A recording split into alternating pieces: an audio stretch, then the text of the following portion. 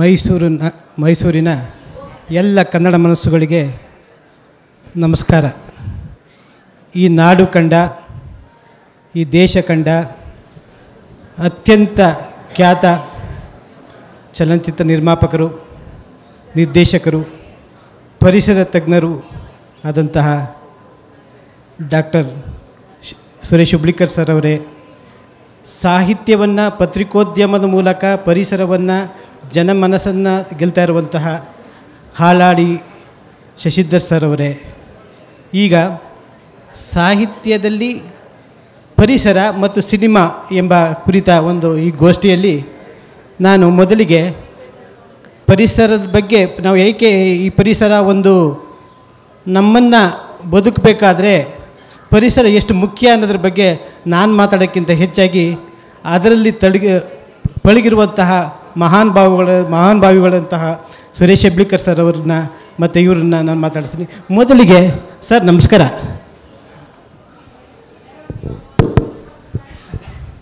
ನಮಸ್ಕಾರ. ಮೊದಲಿಗೆ ನಾನು ಮೈಸೂರಿನ ಬಂದವನೇ ಅಂತಾಗಿದ್ದು, ಜೊತೆಗೆ ನಮ್ಮ ಮೈಸೂರಿನ ಮಾನಸ ಗಂಗೋತ್ರಿ ಅಲ್ಲಿ ಓದೋನಾಗಿದ್ದರಿಂದ ಪರಿಸರದ ಬಗ್ಗೆ ಹೆಚ್ಚು ಕಾಳಜಿ ಉಳ್ಳಂಥವನಾಗಿರ್ತೀನಿ. ನಾನು ನಿಮ್ಮ ಮೊದಲ ಸಿನಿಮಾ ಆದಂತಹ ಅದು ನಾನು ನೋಡಿದಂಥ ಮೊದಲ ಸಿನಿಮಾ ಆದಂಥ ಪ್ರಥಮ ಉಷಾಕಿರಣ ನೋಡಿದೆ. ಪ್ರಥಮ ಉಷಾಕಿರಣ ಶೈಕ್ಷಣಿಕ ಮತ್ತು ನಮ್ಮ ಪರಂಪರೆಗಳನ್ನು ಯಾವ ರೀತಿ ಪಾಶ್ಚಿಮಾತ್ಯ ಕಳಿಸ್ತಾ ಇದೆ ಅನ್ನೋದ್ರ ಬಗ್ಗೆ ಒಂದು ನೋವಿನ ಇದಾಗ್ತಾಯಿದೆ. ಇದರಲ್ಲಿ ಮನೋವೈಜ್ಞಾನಿಕ ಒಂದು ವಸ್ತು ಇದೆ. ಇದ್ರ ಬಗ್ಗೆ ತಾವು ಸಂಕ್ಷಿಪ್ತವಾಗಿ ಹೇಳಕ್ಕೆ ಸಾಧ್ಯನಾ ಸರ್? ನೀವು ಉಷಾಕಿರಣ ಬಗ್ಗೆ ಹೇಳಿದ? ಹೌದು, ಖಂಡಿತ. ನಾನು ಇವತ್ತು ಈ ಮೈಸೂರು ಸಾಹಿತ್ಯ ಸಂಭ್ರಮಕ್ಕೆ ಬಂದಿದ್ದು ಬರೀ ಚಲನಚಿತ್ರ ಬಗ್ಗೆ ಅಷ್ಟೇ ಅಲ್ಲ. ಇವತ್ತು ಸಾಹಿತ್ಯ ಯಾವ ರೀತಿ ಇರಬೇಕು, ಸಾಹಿತ್ಯದ ನೆಲೆ ಏನು. ಇವತ್ತು ಸಾವಿರಾರು ಜನ ಪುಸ್ತಕಗಳು ಬರೀತಾರೆ, ಸಾವಿರಾರು ಸಬ್ಜೆಕ್ಟ್ಸ್ಗಳು ನಮಗೆ ಇವೆ, ಅದರ ಎಲ್ಲದರ ಮೇಲೆ ನಾವು ವ್ಯಾಖ್ಯಾನಿಸ್ತೇವೆ. ಆದರೆ ಸಾಹಿತ್ಯದ ಮೂಲ ಉದ್ದೇಶ ಏನು ಅಂತ, ಹಾಗೆಯೇ ಸಿನಿಮಾದ ಮೂಲ ಉದ್ದೇಶ ಏನು? ಸಿನಿಮಾ ಮಾಡೋದಂತ ಹೇಳಿದರೆ ಇವತ್ತಿನ ಕಡೆ ದುಡ್ಡು ಭಾಳ ಇದೆ. ನಟರಿಗೆ ದುಡ್ಡು ಕೊಡೋದು, ನಟಿಯರಿಗೆ ದುಡ್ಡು ಕೊಡೋದು, ಒಳ್ಳೆಯ ಹೋಟೆಲ್ನೊಳಗೆ ಇಡೋದು, ಅವ್ರಿಗೆ ಕಾರು ಕೊಡೋದು, ಇವತ್ತು ಅದೇ ನಾವು ಇವತ್ತು ಪತ್ರಿಕೆಗಳಲ್ಲಿ ನೋಡ್ತಾ ಇದ್ದೇವೆ ಅಲ್ವೇ? ಕಲಾವಿದ ಅಂದರೆ ನೈಜವಾದಂತಹ ಸಿನಿಮಾಗಳನ್ನು, ಹೊಸ ಆಲೆ ಚಿತ್ರಗಳನ್ನು ಮಾಡಿ ಮೇಲೆ ಬಂದವರು ಬಹಳಷ್ಟು ಜನ ಇದ್ದಾರೆ ನಮ್ಮ ದೇಶದಲ್ಲಿ. ಮೊಟ್ಟ ಮೊದಲಿಗೆ ನಮಗೆ ನೆನಪಾಗೋದು ಬೆಂಗಾಲದ ಬಹಳ ದೊಡ್ಡ ನಿರ್ದೇಶಕ ಸತ್ಯಜಿತ್ ರೇ. ನಾನು ಯೂನಿವರ್ಸಿಟಿಯಲ್ಲಿ MA ಮಾಡ್ತಿರ್ಬೇಕಾದ್ರೆ ಕರ್ನಾಟಕದಲ್ಲಿ ನಾನು ನೋಡಿದ್ದು ಸತ್ಯಜಿತ್ ರೇ ಅವರು 2 ಚಿತ್ರಗಳು, ಪಾಥೇರ್ ಪಂಚಾಲಿ ಮತ್ತು ಮಹಾನಗರ ಅಂತ. ಮಹಾನಗರ ನನ್ನ ಮೇಲೆ ತುಂಬ ಪ್ರಭಾವ ಮಾಡ್ತು. ಅದೇ ಕಾಲಕ್ಕೆ ನಾನು ಕರ್ನಾಟಕ ಯೂನಿವರ್ಸಿಟಿಯಲ್ಲಿ ಮಹಾಲೆ ಅಂತ ಪ್ರೊಫೆಸರ್ ಒಬ್ಬರು, ಅವರು ಪ್ಯಾರಿಸ್ನಲ್ಲಿ ಟೀಚ್ ಮಾಡ್ತಾಯಿದ್ರು 30 ವರ್ಷ, ಫ್ರೆಂಚ್, ಗೋವಾದವರು. ನಮ್ಮ ವೈಸ್ ಚಾನ್ಸ್ಲರು ಡಾಕ್ಟರ್ ಪಾವಟೆ ಅಂತ, ಅವ್ರಿಗೆ ಒಂದು ಭಾಳ ನೈತಿಕತೆ ಇತ್ತು, ಪ್ಲಸ್ ಅವ್ರಿಗೆ ಭಾಳ ಮುಂದಾಲೋಚನೆಗಳು ಇದ್ವು. ಅಂದರೆ ನಮ್ಮ ದೇಶದಲ್ಲಿ ಇವತ್ತು ಗ್ರಾಮೀಣ ಪ್ರದೇಶದಲ್ಲಿ ಬರುವಂತಹ ಸ್ಟೂಡೆಂಟ್ಸಿಗೆ ಯಾವ ರೀತಿ ಎಕ್ಸ್ಪೋಜರ್ ಸಿಗಬೇಕು, ಈ ಒಂದು ರೀತಿಯಲ್ಲಿ ಅವರು ವಿಚಾರ ಮಾಡ್ತಿದ್ರು. ಸೊ ನಮ್ಮ ದೇಶದ ಅನೇಕ ಪ್ರೊಫೆಸರ್ಸು ಬೇರೆ ಬೇರೆ ದೇಶಗಳಲ್ಲಿ ಎಲ್ಲೆಲ್ಲಿದ್ದಾರೆ, ಯಾವ ಸಬ್ಜೆಕ್ಟನ್ನು ಟೀಚ್ ಮಾಡ್ತಾರೆ, ಅವರನ್ನು ಧಾರವಾಡಕ್ಕೆ ಕರೆದು ನಮ್ಮ ಸಾಧಾರಣವಾಗಿ ಗ್ರಾಮೀಣ ಪ್ರದೇಶದಲ್ಲಿದ್ದಂಥ ಮಕ್ಕಳಿಗೆ, ಅಂದರೆ ಸ್ಟೂಡೆಂಟ್ಸ್ಗೆ ಅವ್ರಿಗೆ ಎಕ್ಸ್ಪೋಜರ್ ಮಾಡಬೇಕು ಅಂತ ಒಂದು ಆ ಉದ್ದೇಶದಿಂದ ದೊಡ್ಡ ದೊಡ್ಡ ಪ್ರೊಫೆಸರ್ಸ್ ಬಂದರು. ಆ ಕಾಲಕ್ಕೆ ಪ್ರೊಫೆಸರು ಇವರು ಬಂದರು, ಯಾರು, ಮಹಾಲೆ ಬಂದ ತಕ್ಷಣ ಒಂದು ಫಿಲ್ಮ್ ವರ್ಕ್ಶಾಪ್ ಅಂತ ಮಾಡಿದರು ಕರ್ನಾಟಕ ಯೂನಿವರ್ಸಿಟಿಯಲ್ಲಿ. ನಮಗೆ ಆ ಕಾಲಕ್ಕೆ ವರ್ಕ್ಶಾಪ್ ಅಂದರೆ ಏನು ಅಂತ ಗೊತ್ತಿದ್ದಿಲ್ಲ. ವರ್ಕ್ಶಾಪ್ ಅಂದರೆ ಏನು ಅಂತ, ನಾವು ವರ್ಕ್ಶಾಪ್ ಅಂತಂದರೆ ಈ ಲೇತ್ ಮಷೀನು ಎಲ್ಲ ಇರ್ತಾವಲ್ಲ, ಈ ಮಷೀನ್ಸ್ ಮಾಡೋದು, ಟೂಲಿಂಗ್ ಮಾಡೋದು, ಇಂಥವು. ಅದು ಇದಕ್ಕೇನು ಸಂಬಂಧ ಫಿಲ್ಮಿಗೆ ಅಂತ ನಾನು ವಿಚಾರ ಮಾಡ್ತಿದ್ದೆ. ಆ ಕಾಲಕ್ಕೆ ನಾವು ಪ್ರೊಫೆಸರ್ ಇವರು ಮಹಾಲೆ ಅವರು ಫ್ರೆಂಚಿಂದ, ಫ್ರಾನ್ಸಿಂದ, ಜರ್ಮನಿಯಿಂದ, ಜಪಾನಿಂದ, ಜೊಕೊಸ್ಲೋವಾಕಿಯಿಂದ, ರಷ್ಯಾದಿಂದ ಅನೇಕ ಉತ್ತಮವಾದಂಥ ಚಿತ್ರಗಳನ್ನು ತರಿಸಿದರು. ಅದು ನೋಡೋ ನನಗೆ ಭಾಗ್ಯ ಸಿಕ್ತು. ನಾನು ಅಲ್ಲಿವರೆಗೆ ಏನು ನೋಡ್ತಾ ಇದ್ವಿ ಧಾರವಾಡದಲ್ಲಿ, ಸಾಧಾರಣವಾಗಿ ಧಾರವಾಡದಲ್ಲಿ ನಮಗೆ ಕನ್ನಡ ಸಿನಿಮಾ ಭಾಳ ಕಡಿಮೆ ಇತ್ತು ಅವಾಗ. ಒಂದೇ ಒಂದು ಥಿಯೇಟ್ರು, ವಿಜಯ್ ಥಿಯೇಟ್ರ್ ಅಂತ, ನಮ್ಮ ಧಾರವಾಡನವ್ರು ಕೆಲವರು ಇದ್ದರು ಗೊತ್ತಿರ್ಬೋದು. ಆ ವಿಜಯ್ ಥಿಯೇಟ್ರ್ನಲ್ಲಿ ಯಾವಾಗೋ ಒಂದು ಸರ್ತಿ ಕನ್ನಡ ಸಿನಿಮಾ ಬರೋದು. ಅದು ಬಿಟ್ಟರೆ ರೀಗಲ್ ಮತ್ತು ಲಕ್ಷ್ಮೀ ಥಿಯೇಟ್ರ್ನಲ್ಲಿ ಹಿಂದಿ ಮತ್ತು ಇಂಗ್ಲೀಷ್ ಸಿನಿಮಾಗಳು ಬರೇ ಅದೇ ನೋಡಿ ಬೆಳೆದವ್ರು ನಾವು ಭಾಳಷ್ಟು. ಕನ್ನಡ ಸಿನಿಮಾ ನೋಡಿದ್ದೇವೆ ಇಲ್ಲಂತಲ್ಲ. ಸೊ ಆ ಚಿತ್ರಗಳನ್ನು ನೋಡಿದ್ದಕ್ಕೆ ಇಲ್ಲಿ ನಾವು ಫ್ರೆಂಚು, ಜರ್ಮನ್ನು, ಜಪನೀಸ್ ಫಿಲ್ಮ್ಸ್ ಇವೆಲ್ಲ ನೋಡಿದ್ದಕ್ಕೆ ಅಜಗಜಾಂತರ ವ್ಯತ್ಯಾಸ ಕಾಣುತ್ತೆ. ಅಲ್ಲಿ ಫ್ರಾನ್ಸ್ ಒಳಗನಕ ಅಸಾಧ್ಯವಾದಂಥ ನಿರ್ದೇಶಕರು, ಅಲ್ಲಿ ಫ್ರಾಂಕ್ ಅತ್ರೋಫಾ, ಗೊಡಾರ್ಡ್, ಬೆಟೋ, ಇವರೆಲ್ಲನೂ ಇಷ್ಟು ಅದ್ಭುತವಾದಂಥ ಚಿತ್ರಗಳನ್ನು ಮತ್ತು ತುಂಬ ಲೋ ಬಜೆಟಲ್ಲಿ, ಏನು ಮಹಾ ದೊಡ್ಡ ದೊಡ್ಡ ಬಜೆಟ್ ಹಾಕಿ ₹1,00,00,000 ಹಾಕಿ ಇಲ್ಲೇನು ಮಾಡ್ತೇವಲ್ಲ, ಇದನ್ನು ಮಾತು ಕೇಳ್ತೇವಲ್ಲ, ಅದೇನೂ ಇಲ್ಲ. ಒಂದು 7-8 ಲಕ್ಷ ರೂಪಾಯಿ ಒಳಗೆ ಆ ಕಾಲಕ್ಕೆ ಒಂದೊಂದು ಫಿಲ್ಮ್ ಮಾಡ್ತಿದ್ರು ಅವರು. ಇದನ್ನು ಯಾಕೆ ನನಗೆ ಗೊತ್ತಾಯಿತು ಅಂತಂದರೆ, ನಾನು ಕೆಲವೊಂದು ಚಿತ್ರಗಳನ್ನು ನೋಡಿದೆ. ಆ ಚಿತ್ರಗಳನ್ನು ನೋಡಿದರೆ ನನಗೆ ಅಲ್ಲಿ ಕೂಡಲಿಕ್ಕೆ ಆಗಲಿಲ್ಲ. ನಮ್ಮ ಚಿತ್ರಕ್ಕೆ ಆ ಚಿತ್ರಕ್ಕೆ ಅಜಗಜಾಂತರ ವ್ಯತ್ಯಾಸ. ಆವಾಗ ಫ್ರೆಂಚ್ ಫಿಲ್ಮ್ಸ್ಗಳು ಕೆಲವು, ಹಿಟ್ಲರು 2ನೇ ಮಹಾಯುದ್ಧ ಡಿಕ್ಲೇರ್ ಮಾಡಿದ್ದ, ಎಂಟೈರ್ ಯುರೋಪನ್ನು, ಇಡೀ ಜಗತ್ತನ್ನು ನುಂಗಬೇಕಂತ ಇದ್ದು ಅಂಥ ಒಂದು ಆ ಮನುಷ್ಯ ಡಿಕ್ಟೇಟರು. ಆ ಕಾಲಕ್ಕೆ ಅಲ್ಲಿ ಕೆಲವು ಯಂಗ್ಸ್ಟರ್ಸ್ ಇದ್ದರು ಫ್ರಾನ್ಸ್ ಒಳಗೆ. ಆ ಯಂಗ್ ಜನ ನಾವು ಯಾಕೆ ಅದೇನಿತ್ತು 18 ವರ್ಷ ಆದಮೇಲೆ ಕಾನ್ಸ್ಕ್ರಿಪ್ಷನ್ ಅಂತ ಇದೆ ವೆಸ್ಟರ್ನ್ ಕಂಟ್ರೀಸ್ ಒಳಗೆ. ಕಾನ್ಸ್ಕ್ರಿಪ್ಷನ್ ಅಂತಂದರೆ ನೀವು 2 ವರ್ಷ ಮಿಲಿಟ್ರಿಯಲ್ಲಿ ಸರ್ವ್ ಮಾಡಲೇಬೇಕು. ಅವರು ಒಬ್ಬನು ಪೋಯಿಟ್ ಇರ್ತಾನೆ, ಇನ್ನೊಬ್ಬನು ಆರ್ಟಿಸ್ಟ್ ಇರ್ತಾನೆ, ಒಬ್ಬನು ಕಥೆ ಬರೆಯಿರ್ತಾನೆ. ಅವನಂತಾನೆ ನಾವು ಬಂದೂಕು ತೊಗೊಂಡು ಹೋಗಿ ಯಾರಿಗೋ ಹೊಡೆಯೋದು ಯಾಕೆ ಬೇಕಪ್ಪ? ಅವ್ರಿಗೂ ನಮ್ಮ ಥರ ನಮ್ಮ ಅಕ್ಕ ತಮ್ಮ ಇದ್ದಾರೆ, ಅಕ್ಕ ಅಣ್ಣಂದು, ಅವ್ರಿಗೆ ತಾಯಿಗಳಿರ್ತಾರೆ, ಗರ್ಲ್ ಫ್ರೆಂಡ್ಸ್ ಇದ್ದಾರೆ, ಅವ್ರನ್ನೆಲ್ಲ ಪಾಪ ನಾವು ಹೊಡಿಬೇಕಾ ಯಾಕೆ ಅಂತಾರೆ. ಆದರೆ ನೀವು ಎಲ್ಲಿ ಹೋದರೂ ಕೂಡ ಯುರೋಪ್ನಲ್ಲಿ, ಅಮೇರಿಕಾದಲ್ಲಿ ಸರ್ವ್ ಮಾಡಲೇಬೇಕಂತ ಅವ್ರು ಕಾನ್ಸ್ಕ್ರಿಪ್ಷನ್ ಅದು ಮಾಡಿದರು. ಅವರು ಒಂದು ಚೀಪೆಸ್ಟ್ ಏರ್ಲೈನಿಂದ ಹೋಗಿ 4 ಹುಡುಗರು ಒಂದು ದಕ್ಷಿಣ ಅಮೇರಿಕಕ್ಕೆ ಹೋಗಿ ಅಲ್ಲಿ 5 ವರ್ಷ, ಈ ಯುದ್ಧ ಮುಗಿಯೋವರೆಗೆ 5 ವರ್ಷ ಬೇರೆ ಒಂದು ದೇಶದಲ್ಲಿ, ಅವ್ರಿಗೆ ಭಾಷೆ ಬರೋದಿಲ್ಲ, ಅಲ್ಲಿ ಸಂಸ್ಕೃತಿ ಗೊತ್ತಿಲ್ಲ, ಅಲ್ಲಿ ಹೇಗಿರಬೇಕು, ಅವ್ರ ಕಡೆ ದುಡ್ಡಿಲ್ಲ, ಹೇಗೆ 5 ವರ್ಷ ಇರ್ತಾರೆ? ಅದರ ಮೇಲೆ ಒಂದು ಚಿತ್ರ ಇತ್ತದು. The lowest budget, best of the 10 films in the world even today. One of the best 10 films and the lowest budget. ವಿಚಾರ ಮಾಡಿ. ಇವತ್ತಿಗೂ ಅದು ಬಹಳ ವರ್ಣರಂಜಿತವಾದಂಥ ಮನೋರಂಜನೆ ಅಷ್ಟೇ ಅಲ್ಲ, ಅದು ಅಷ್ಟೊಂದು ಸಾಹಸ ಇಟ್ಕೊಂಡು, ಸಾಹಸ ಅಂತಂದರೆ ಏನು ಫೈಟಿಂಗು ಡಾನ್ಸು ಅವೇನಿಲ್ಲ, ಆ ಶೂಟಿಂಗ್ ಮಾಡೋದೇ ಒಂದು ಸಾಹಸ. ಅಲ್ಲಿ ಆ ರೋಡ್ನಲ್ಲಿ ಟ್ರಕ್ಗಳನ್ನು ತೊಗೊಂಡು ಹೋಗೋದು ಇನ್ನೊಂದು ಈ ಥರದ ನಾವು ಸಿನಿಮಾಗಳನ್ನು ನೋಡಿ, ನಾನು ಪ್ರೊಫೆಸರ್ ಇವ್ರಿಗೆ ಭೇಟಿಯಾದೆ. ನಾನು ಯಾರು ಮಹಾಲೆ ಅಂತ ಬಂದಿದ್ರು. ನಾ ಹೇಳಿದೆ, ಸರ್ ಇವತ್ತು ನೀವೇನು ಫಿಲ್ಮ್ ವರ್ಕ್ಶಾಪ್ ಮಾಡಿದ್ರಿ, ಇದು ನಮ್ಮ ಕಣ್ಣು ತೆರೀತು ಜಗತ್ತಿಗೆ ಅಂತ ಹೇಳಿದೆ. ನೀ ಏನು ಮಾಡ್ತೀಯ ಅಂತ ಕೇಳಿದ್ರು. ನಾನು ಎಕನಾಮಿಕ್ಸ್ ಮಾಡ್ತೇನೆ, ನೀನು ಫಿಲ್ಮ್ ಮಾಡಬೇಕು ಅಂದರು. ಫಿಲ್ಮ್ ಮಾಡಬೇಕು ಅಂದ್ರೆ ನನಗೇನು ಅರ್ಥ ಆಗಲಿಲ್ಲ. ನೀನು ಆ್ಯಕ್ಟ್ ಮಾಡಬೇಕಂದ್ರು, ಡೈರೆಕ್ಟ್ ಮಾಡಬೇಕಂದ್ರು, ಅಥವಾ ಏನು ಹೇಳ್ತಿದ್ದಾರೆ ಗೊತ್ತಾಗಿಲ್ಲ. ಸಿನಿಮಾ ಮಾಡಿ. ಯಾಕೆ ಆಮೇಲೆ ಹೇಳಿದ್ರು ಅವರು, ಫ್ರಾನ್ಸಲ್ಲಿ 18-20 ವರ್ಷದ ಹುಡುಗರು, ನಿನ್ನ ಏಜ್ನವರೆಲ್ಲ ಅಸಾಧ್ಯವಾದಂಥ ಫಿಲ್ಮ್ಗಳನ್ನು ಮಾಡಿದ್ದಾರೆ. ಅಮೇರಿಕನ್ ಫಿಲ್ಮ್ ಎಲ್ಲ ಹೊಡೆದು ಹಾಕಿದ್ದಾರೆ. ಯಾಕಂದರೆ ನೈಜ ರೀತಿಯಂಥ ಸಿನಿಮಾಗಳು, ನಿಮ್ಮಲ್ಲಿ ಆಗುವಂಥ ಕಥೆಗಳನ್ನು ಅವರು ಹೇಗೆ ಸಿನಿಮಾದಿಂದ ಮೂಲಕ ಸ್ಕ್ರೀನ್ ಮೇಲೆ ತಂದರು. ಆವಾಗ ಜನರಿಗೆ ಇಷ್ಟ ಆಯಿತು. ಇಷ್ಟ ಆದಾಗ ಭಾಳಷ್ಟು ಜನ ಬರಲಿಕ್ಕೆ ಶುರು ಮಾಡಿದರು. ಗೊಡಾರ್ಡ್ ಅಂತ ಇನ್ನೊಬ್ಬ ಭಾಳ ದೊಡ್ಡ ಡೈರೆಕ್ಟ್ರಲ್ಲಿ, ಅವರ ಅಪ್ಪ ಭಾಳ ರಿಚ್ ಮನುಷ್ಯ.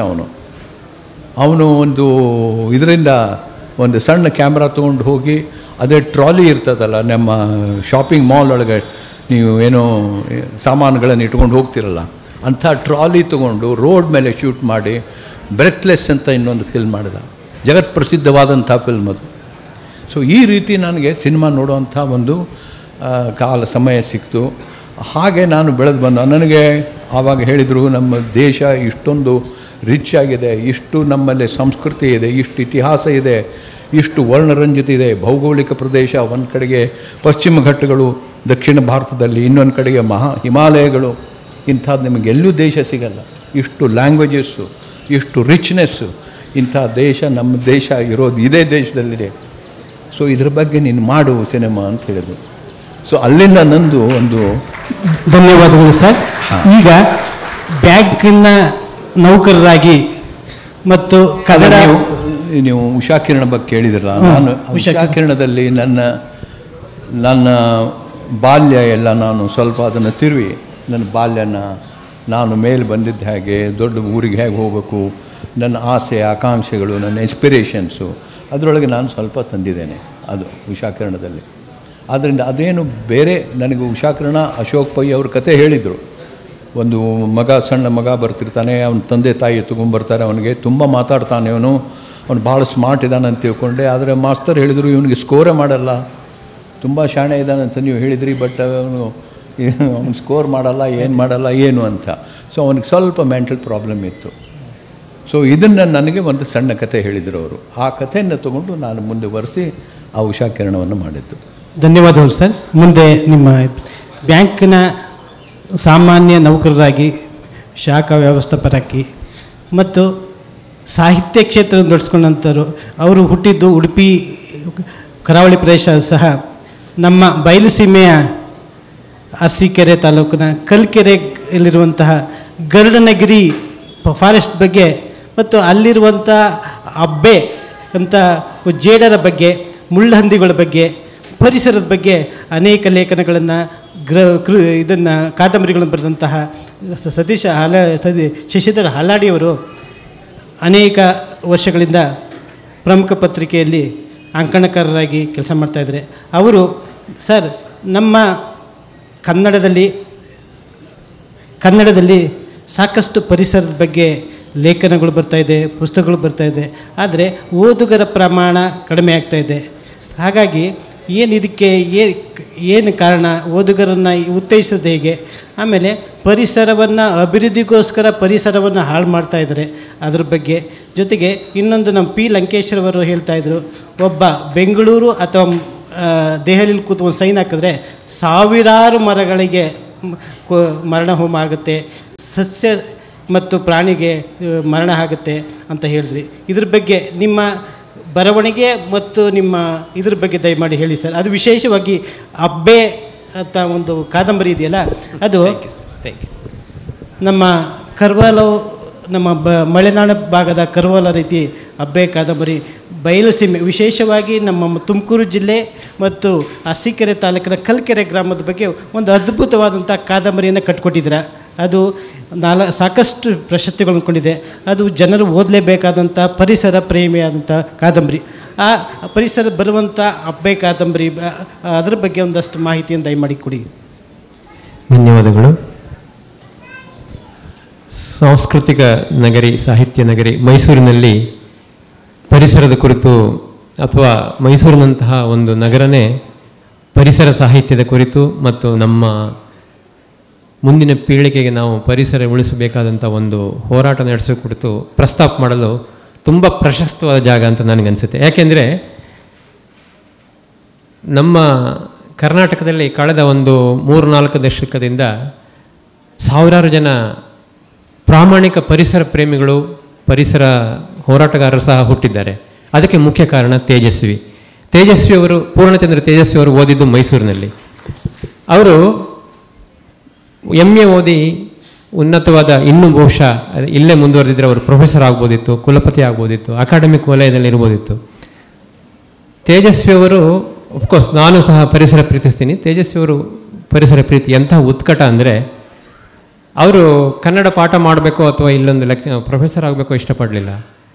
ಕಾಡಿನ ಹೃದಯದಲ್ಲಿ ಒಂದು ಹಳ್ಳಿಯ ಪಕ್ಕದಲ್ಲಿ ವಾಸಿಸಿ ಪರಿಸರವನ್ನು ಅಧ್ಯಯನ ಮಾಡ್ತಾ ಆ ಪರಿಸರದ ಕುರಿತು ಸಾಹಿತ್ಯ ರಚಿಸಿ ನಮ್ಮ ಮಕ್ಕಳಿಗೆ ತಲುಪಿಸಿ ಆ ಮಕ್ಕಳಲ್ಲಿ ಪರಿಸರ ಪ್ರೀತಿಯನ್ನು ಉದ್ದೀಪನಗೊಳಿಸುವಂತಹ ಒಂದು ಗ್ರೇಟ್ ಅಥವಾ ಮಹತ್ತೆನೋ ಕಾರ್ಯ ಮಾಡಿದರು. ಆದ್ದರಿಂದ ಅವರು ಮೈಸೂರಿನ ಒಂದು ಹಿನ್ನೆಲೆ. ಆದ್ದರಿಂದ ಈ ಸಂದರ್ಭದಲ್ಲಿ, ಈ ಸ್ಥಳದಲ್ಲಿ, ಈ ವೇದಿಕೆಯಲ್ಲಿ ಕುರಿತು ತೇಜಸ್ವಿಯವರನ್ನು ನೆನಪಿಸ್ಕೊಳ್ಳೋದು ತುಂಬ ಪ್ರಶಸ್ತ ಅಂದ್ಕೊತೀನಿ ನಾನು.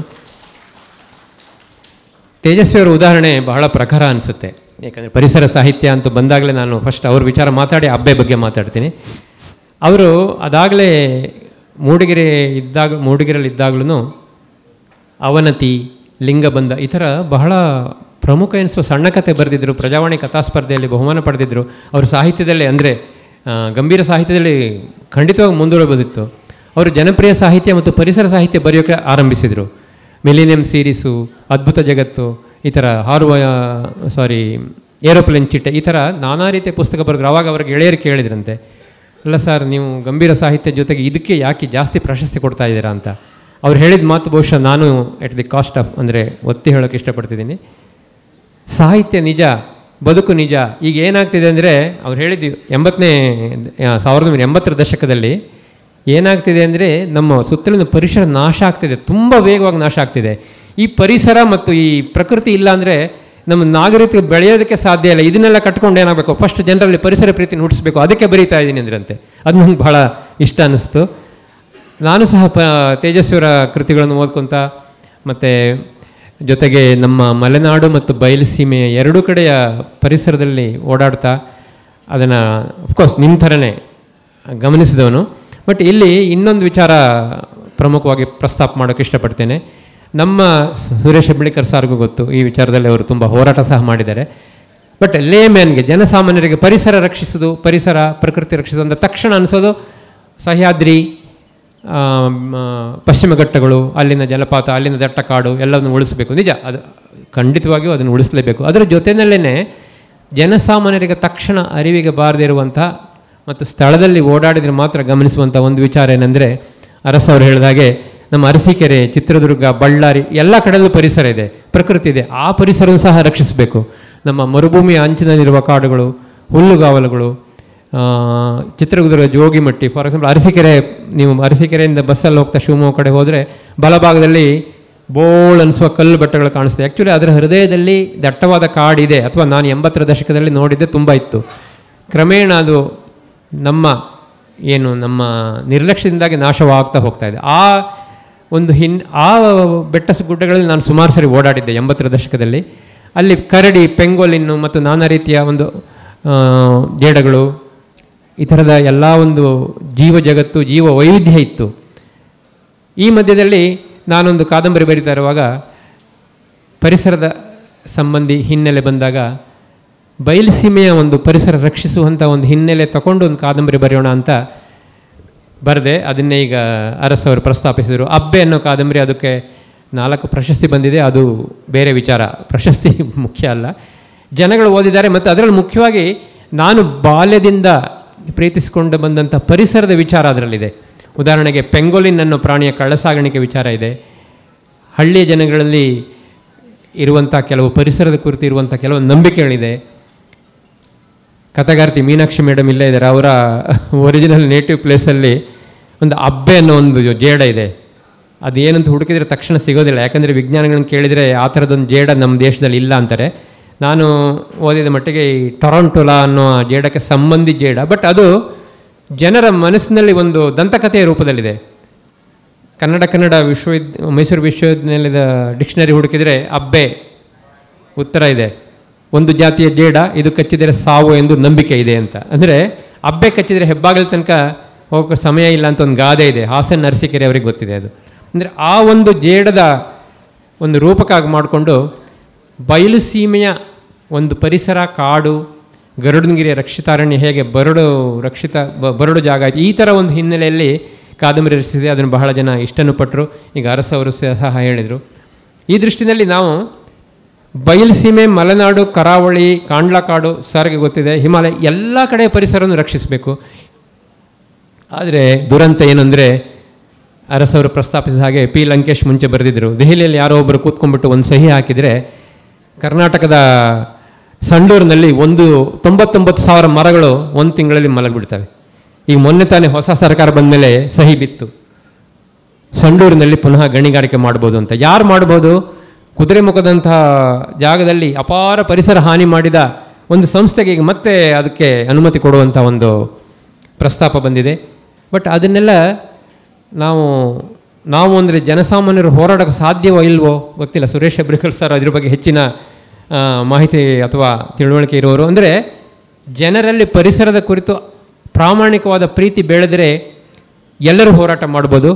ಅದನ್ನು ಆ ರೀತಿ ಪ್ರೀತಿ ಬೆಳೆಸುವಂಥ ಕೆಲಸವನ್ನು ತೇಜಸ್ವಿಯವರು ಮಾಡಿದರು. ಹೇಗೆಂದರೆ ಸಾಹಿತ್ಯದ ಮೂಲಕ, ಪರಿಣಾಮಕಾರಿ ಸಾಹಿತ್ಯದ ಮೂಲಕ ಮಕ್ಕಳಿಂದ ಹಿರಿಯರಿಗೂ ಅರ್ಥವಾಗುವಂಥ ಒಂದು ಪರಿಸರ ಕಾಳಜಿಯನ್ನು ಬೆಳೆಸಿ ಪರಿಸರ ಪ್ರೀತಿಯು ಹೃದಯದಿಂದ ಸ್ಫುರಿಸುವಂಥ ಕೆಲಸವನ್ನು ತೇಜಸ್ವಿಯವರು ಮಾಡಿದರು.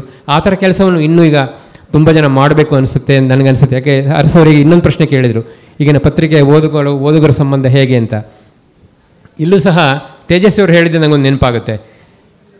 ಅವರು ನಿಮಗೆ ಅಟ್ಲೀಸ್ಟ್ ಹಿರಿಯ ತಲೆಮಾರು ಕೆಲವರಿಗಾರು ಗೊತ್ತಿರ್ಬೋದು, ಲಂಕೇಶ್ ಪತ್ರಿಕೆ ಬರ್ತಿರುವಾಗ ಈ ಅದ್ಭುತ ಜಗತ್ತು ಅಂತ ಒಂದು ಕಾಲಂ ಬರಿತಾ ಇದ್ರು ಪಿ ಲಂಕೇಶ್ ಅವರು. ಆವಾಗ ಅವರು ಪ್ರಖ್ಯಾತ ಕಥೆಗಾರರು. ಆ ಕಾಲಂ ಆರಂಭ ಆದಾಗ ನನಗೂ ಆಶ್ಚರ್ಯ ಆಗಿತ್ತು.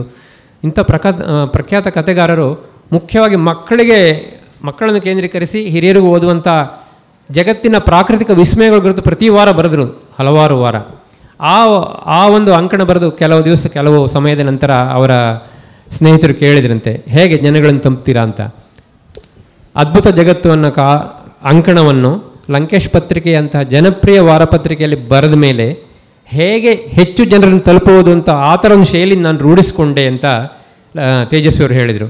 ಅರಸವರು ಕೇಳಿದ ಪ್ರಶ್ನೆಗೆ ಉತ್ತರ ಹೇಳಬೇಕಂದ್ರೆ, ಆ ಥರ ಶೈಲಿಯಲ್ಲಿ ನಾವು ಪರಿಸರ, ಪ್ರಕೃತಿ, ಪರಿಸರ ಕಾಳಜಿ, ಆ ಥರ ಬರಹ ಮತ್ತು ಈಗಿನ ಮಾಧ್ಯಮದಲ್ಲಿ ದೃಶ್ಯ ಮಾಧ್ಯಮಗಳಲ್ಲಿ ತಂದು ಜನಗಳನ್ನು ತಲುಪಿಸಿ ಪ್ರಕೃತಿ ಪ್ರೀತಿಯನ್ನು ಉದ್ದೀಪಿಸಬೇಕು ಅಂತ ನನಗೆ ಅನಿಸಿಕೆ. ಧನ್ಯವಾದಗಳು ಸರ್. ಸರ್ ಹೆಬ್ಳಿಕರ್ ಸರ್ ಅವರೇ, ಸರ್ ಗಾಂಧೀಜಿ ಹೇಳ್ತಾ ಇದ್ರು, ಪರಿಸರ ಮಾನವನ ಆಸೆಯನ್ನು ಪೂರಕವಾಗಿರುವಂತಹ ವ್ಯವಸ್ಥೆ, ಮನುಷ್ಯನ ದುರಾಸೆಗಳಲ್ಲ ಅಂತ ಹೇಳಿದ್ದಾರೆ. ಅದೇ ರೀತಿ ಪರಿಸರ ಮತ್ತು ಅಭಿವೃದ್ಧಿ ಇವೆರಡರ ತುಲನಾತ್ಮಕವಾಗಿ ಯಾವ ರೀತಿ ಯೋಚನೆ ಮಾಡ್ಬೋದು ಸರ್? ಒಂದು ಕಡೆ ಪರಿಸರ ಬೇಕಾಗತ್ತೆ, ಒಂದು ಕಡೆ ಅಭಿವೃದ್ಧಿ ಬೇಕಾಗತ್ತೆ. ಇವೆರಡರ ನಡುವೆ ಸಂಘರ್ಷ ಇದೆಯಲ್ಲ, ಇದಕ್ಕೆ ಪರಿಹಾರವೇನು ಸರ್? ಈಗ ಓಕೆ, ನೀವು ತುಂಬ ಒಳ್ಳೆ ಕ್ವೆಶ್ಚನ್ ಕೇಳಿದ್ರಿ. ನಾವೊಂದು ಹೇಳ್ತೇನೆ. ಈಗ ನಾವು ಈ ಬಿಲ್ಡಿಂಗಲ್ಲಿ ಕೂತಿದ್ದೇವೆ ಅಲ್ವೇ, ಒಳಗೆ ಎ ಸಿ ಹಾಲ್ ಇತ್ತು, ಅಲ್ಲಿ ಇಂಗ್ಲೀಷ್ ನಡೀತಾ ಇದೆ. ಎ ಸಿ ಅಂತಂದರೆ ಅದಕ್ಕೆ ಎಲೆಕ್ಟ್ರಿಸಿಟಿ ಬೇಕು, ಶಕ್ತಿ ಬೇಕು. ನಮ್ಮ ಈಗ ನೀವು ಏನು ಪ್ಯಾಂಟು ಇದನ್ನು ಹಾಕಿದ್ರಲ್ಲ, ಕೋಟು ಎಲ್ಲ, ಹಿಂದಿನ ಕಾಲಕ್ಕೆ ಒಂದು 30-40 ವರ್ಷ ಹಿಂದೆ ಹೋದರೆ ಯಾರೂ ಕೋಟು ಪ್ಯಾಂಟು ಹಾಕ್ತಿರಲಿಲ್ಲ. ನಿಜ ಹೇಳೋದು. ಯಾವಾಗಂತಂದರೆ ಆ ಕಾಲಕ್ಕೆ ತಕ್ಕಂಗೆ ಇರುವಂತಹ ವಸ್ತುಗಳನ್ನು ನಾವು ಉಪಯೋಗಿಸಿ ನಾವು ಜೀವನ ನಡೆಸ್ತಾ ಇದ್ವಿ. ಹಳ್ಳಿಗಳಲ್ಲಿ ಇವತ್ತಿಗೂ ಕೂಡ ಅಲ್ಲಿ ಸಿಗೋದು. ಅಂದರೆ ನೀವು ವೈಯಕ್ತಿಕವಾಗಿ ತೊಗೋಬೇಡಿ, ನಾನು ಒಂದು ಉದಾಹರಣೆ ಕೊಡ್ತಾ ಇದ್ದೇನೆ. ಈಗ ನಾನು ಪ್ಯಾಂಟ್ ಹಾಕಿದ್ದೇನೆ, ಶೂಸ್ ಹಾಕಿದ್ದೇನೆ ಅಲ್ವೇ, ಇವೆಲ್ಲ ಇದೆ. ಈಗ ಟೇಬಲ್ ಇದೆ, ಇದು ಗ್ಲಾಸ್ ಇದೆ. ನಾನು ಒಳಗೆ ಹೋಟೆಲಿಗೆ ಹೋದಾಗ ಮೇಲಿಂದ ನೋಡಿದೆ, ಇವತ್ತು ಬೆಳಿಗ್ಗೆ ಒಂದು ಪಕ್ಷಿನೂ ಇಲ್ಲ ಇಲ್ಲಿ. ಅಷ್ಟು ವುಡ್ಡನ್ನು ನಮ್ಮ ಈ ಹೋಟೆಲಲ್ಲಿ ಯೂಸ್ ಮಾಡಿದ್ದಾರೆ. ಎಷ್ಟು ಗಿಡ ಕಡಿದಿರಬೇಕು ಯೂಸ್ ಮಾಡಿ. ಪಾಪ ಅವ್ರಿಗೆ ಗೊತ್ತಿಲ್ಲ, ಅವರೇನು ಇನ್ವೆಸ್ಟ್ ಮಾಡಿದ್ದಾರೆ. ಯಾರೋ ಒಬ್ಬರು ಬಂದಿರ ಕೋಟಿಗಟ್ಟಲೆ ಇರ್ತಾರೆ, ಒಂದು ಹೋಟೆಲ್ ಹಾಕೋಣ ಮೈಸೂರಲ್ಲಿ, ಚೆನ್ನಾಗಿ ಜನ ಬರ್ತಾರೆ, ನಿಮ್ಗೆ ಇಷ್ಟು ಫಾಯ್ದೆ ಆಗ್ತದೆ, ಇಷ್ಟು ಇನ್ಕಮ್ ಬರ್ತಾರೆ ಅಂತ. ಹೋಟೆಲ್ ಹಾಕು. ಹೋಟೆಲ್ ಹೇಗೆ ಹಾಕಬೇಕು, ಹೋಟೆಲಿನ ವಿನ್ಯಾಸ ಹೇಗಿರಬೇಕು, ಆವರಣ ಹೇಗಿರಬೇಕು, ಹೋಟೆಲ್ ಒಳಗೆ ಮಣ್ಣಿರಬೇಕೋ ಬೇಡೋ, ಇಲ್ಲಿ ಎಲ್ಲ ಪ್ರತಿಯೊಂದು ಗಿಡ ನೋಡಿ, ಯಾವುದು ಕೂಡ ಪ್ರತಿಯೊಂದು ಗಿಡ, ಪ್ರತಿಯೊಂದು ಪ್ಲಾಂಟು ಎಕ್ಸಾಟಿಕ್ ಪ್ಲಾಂಟ್, ಯಾವುದೂ ದೇಶೀಯವಾಗಿಲ್ಲ. ಇವತ್ತಿಷ್ಟು ಶೆಕೆ ಆಗಿದ್ದರೆ ಇಲ್ಲಿ ಆರಾಮಾಗಿ ನಮಗೆ ನೈಸರ್ಗಿಕವಾದಂಥ ಸ್ವಾಭಾವಿಕವಾದಂಥ ಪ್ರಭೇದಗಳನ್ನು ನಾವು ಯೂಸ್ ಮಾಡಿದರೆ ಬಹುಶಃ ಇಲ್ಲಿ ಬಹಳ ಆರಾಮಾಗಿ ಕೂರ್ಬೋದಾಗಿತ್ತು. ನಿಜವಾಗೈತೆ. ಇವತ್ತು ಈ ಒಂದು ವಾತಾವರಣ ಇಲ್ಲ ನಮ್ಮ ಜಗತ್ತಿನಲ್ಲಿ. ನಾವು ಆರ್ಥಿಕವಾಗಿ ಮುಂದೆ ಪ್ರಗತಿ ಮಾಡಿದ್ದೇವೆ. ನಮ್ಮ ಸಿನಿಮಾದಲ್ಲಿ ಹೇಗೆ ಇವತ್ತು ಕೋಟಿ ಗಟ್ಟಲೆ ಹಾಕಿ ಇವತ್ತು ಸಿನಿಮಾ ಮಾಡ್ತಾರಲ್ಲ, ಆ ರೀತಿ ಇವತ್ತು ನಮ್ಮ ದೇಶ ಬೆಳೀತಾ ಇದೆ. ತಾಂತ್ರಿಕವಾಗಿ ಬದಲಾಗ್ತಾ ಇದೆ ಅಂದರೆ ಏನು? ಈ mobile phone, car, TV, music, ಅಥವಾ ನೀವು ಡಿಜಿಟಲ್ಲು ಮಾತಾಡೋದು. ಇವತ್ತು ನೀವು ದುಡ್ಡು ಕೊಡಬೇಕಾಗಿಲ್ಲ, ದುಡ್ಡು ಮೊಬೈಲ್ ಫೋನ್ನಿಂದ ಕೊಡ್ಬೋದು, ಇದರಿಂದ ಕೊಡ್ಬೋದು. ಈ ರೀತಿ ತಾಂತ್ರಿಕ ಬದಲಾವಣೆ ಆಗ್ತದೆ. ಅದು ಮನಸ್ಸು ಬದಲಾಗ್ತದ? ನಿಮ್ಮ ಮನಸ್ಸು, ನಿಮ್ಮ ಆತ್ಮಶಕ್ತಿ, ನಿಮ್ಮ ಸಾಮರ್ಥ್ಯ, ನಿಮ್ಮ ವಿಚಾರ ಮಾಡೋದು, ಕಲ್ಪನೆಗಳು, ಆಲೋಚನೆ. ಐನ್ಸ್ಟೈನ್ ಹೇಳಿದ್ದ ಭಾಳ ಹಿಂದೆ, knowledge is important but imagination is more important than knowledge ಅಂತ. ಅವನ ಥಿಯರಿ ಬಿಲ್ಡ್ ಮಾಡಿದ ಇಮ್ಯಾಜಿನೇಷನ್ ಮೇಲೆ. ನಾವು ಇವತ್ತು ನಾನು ಯಾಕೆ ಹೇಳ್ತಾ ಇದ್ದೇನೆ ಅಂದರೆ, ನಮ್ಮ ಸಿನಿಮಾ ಆಗಲಿ ಅಥವಾ ಸಾಹಿತ್ಯ ಆಗಲಿ, ಈ ಆಲೋಚನೆಗಳನ್ನು, ಈ ಮೌಲ್ಯಗಳನ್ನು, ಈ ವಿಚಾರಗಳನ್ನು ವೃದ್ಧಿ ಮಾಡುವಂತಹ ನಾವು ಕಲೆಯನ್ನು ಕೊಡಬೇಕು. ಇವತ್ತು ಮಕ್ಕಳಿಗಾಗಲಿ, ಯುವಕರಿಗಾಗಲಿ, ಜನಸಾಮಾನ್ಯರಿಗಾಗಲಿ. ಇವತ್ತು ನಾವು ಇದೆಲ್ಲ ಬೇಕು, ನಮಗೆ ಇದೆಲ್ಲ ಬೇಕು, ಕಾರುಗಳು ಬೇಕು, ಇದೆಲ್ಲ ಬೇಕು ಅಂತಂದಾಗ ಇದಕ್ಕೆ ಕಬ್ಬಿಣ ಬೇಕು, ಪ್ಲಾಸ್ಟಿಕ್ ಬೇಕು, ಇದಕ್ಕೆ ತಾಮ್ರ ಬೇಕು, ಇದಕ್ಕೆ ಪೆಟ್ರೋಲ್ ಬೇಕು, ಡೀಸೆಲ್ ಬೇಕು, ಸಿಟಿ ದೊಡ್ಡದಾಗಿ ಕಟ್ಟಬೇಕು. ಇವತ್ತು ಬೆಂಗಳೂರಲ್ಲಿ ನಿಮಗೆ ಹೋದರೆ ಹುಲ್ಲು ಕಾಣೋದಿಲ್ಲ, ಮಣ್ಣು ಕಾಣೋದಿಲ್ಲ, ಚಿಟ್ಟೆ ಕಾಣೋದಿಲ್ಲ. ಅಲ್ಲಿ ಹುಲ್ಲುಗಾವಲು ಪ್ರದೇಶ ತೆಗೆದುಬಿಟ್ಟಿದ್ದಾರೆ. ಸುಮಾರು 1,000 ಕೆರೆ ಇದ್ದಂಥ ಪ್ರದೇಶ ಬೆಂಗಳೂರು. ಏರ್ ಕಂಡೀಷನ್ ಸಿಟಿ ಅಂದರೆ ಅಲ್ಲಿ ಎಲ್ಲ ಕೆರೆಗಳು ಶಾಂತವಾಗಿ ತಂಪಾಗಿ ಆ ಸಿಟಿನ ಇಟ್ಟಿದ್ವು ಹಿಂದೆ. ಅಂದರೆ ಒಂದು ಮನೆಯಲ್ಲಿ ಫ್ಯಾನ್ ಕೂಡ ಇರ್ತಿರಲಿಲ್ಲ, ಅಂದರೆ ಶಕ್ತಿ ಬೇಕಾಗಿದ್ದಿಲ್ಲ ನಿಮಗೆ, ಎಲೆಕ್ಟ್ರಿಸಿಟಿ. ಇವತ್ತು ಪ್ರತಿಯೊಂದು ಮನೆಯೊಳಗೂ ಎ ಸಿ ಇದೆ, ಪ್ರತಿಯೊಂದು ಮನೆಯೊಳಗೂ ಫ್ಯಾನ್ಗಳಿದ್ದಾವೆ, ಪ್ರತಿಯೊಂದು ದೊಡ್ಡ ದೊಡ್ಡ ಬಿಲ್ಡಿಂಗು, ಅಪಾರ್ಟ್ಮೆಂಟ್ಸು ಏನು ಸಿಟಿ ಇದು ನಾವು ಹೊಗಳ್ತಾ ಇರ್ತೇವೆ. ಇದೇ ನಮ್ಮ ಪರಿಸರ ಹಾಳು ಮಾಡೋದಕ್ಕೆ ಕಾರಣ. ಇವತ್ತು ಸುಮಾರು 70% ಕೆರೆಗಳು ನಾಶ ಆದವು. ಕೆರೆಗಳು ಏನು ಬರೀ ನೀರಷ್ಟೇ ಅಲ್ಲ, ಕೆರೆಗಳು ಇವತ್ತು ನಮಗೆ ಊಟ ಕೊಡ್ತವೆ, ಎಷ್ಟೋ ಜನರಿಗೆ ಮೀನು ಕೊಡ್ತವೆ, ನಮಗೆ ತರಕಾರಿ ಕೊಡ್ತವೆ. ಅಷ್ಟೇ ಅಲ್ಲದೆ ನಮಗೆ ಗ್ರೌಂಡ್ ವಾಟರ್ ಏನಂತಿರಲ್ಲ, ನಿಮ್ಮ ಅಂತರ್ಜಲ ಮಟ್ಟ ನೀರು, ಅದು ಯಾವಾಗಾದರೂ ಇರುತ್ತೆ. ಬರೀ ಕಾವೇರಿ ನದಿ ಮೇಲೆ ನೀವು ಡಿಪೆಂಡ್ ಆಗಬೇಕಾಗಿಲ್ಲ. ಈ ರೀತಿ ಕೆರೆಗಳದ್ದು ಒಂದು. ಹುಲ್ಲುಗಾವಲು, ಹುಲ್ಲೇನು ನಾನು ಹೇಳಿದೆ, ನಮ್ಮ ಕಡೆ ಒಂದು 5,000 ಎಕರೆ ಹುಲ್ಲು ಪ್ರದೇಶ ಇದೆ ಹೆಸರುಘಟ್ಟ ಇದರ ಹತ್ತಿರ.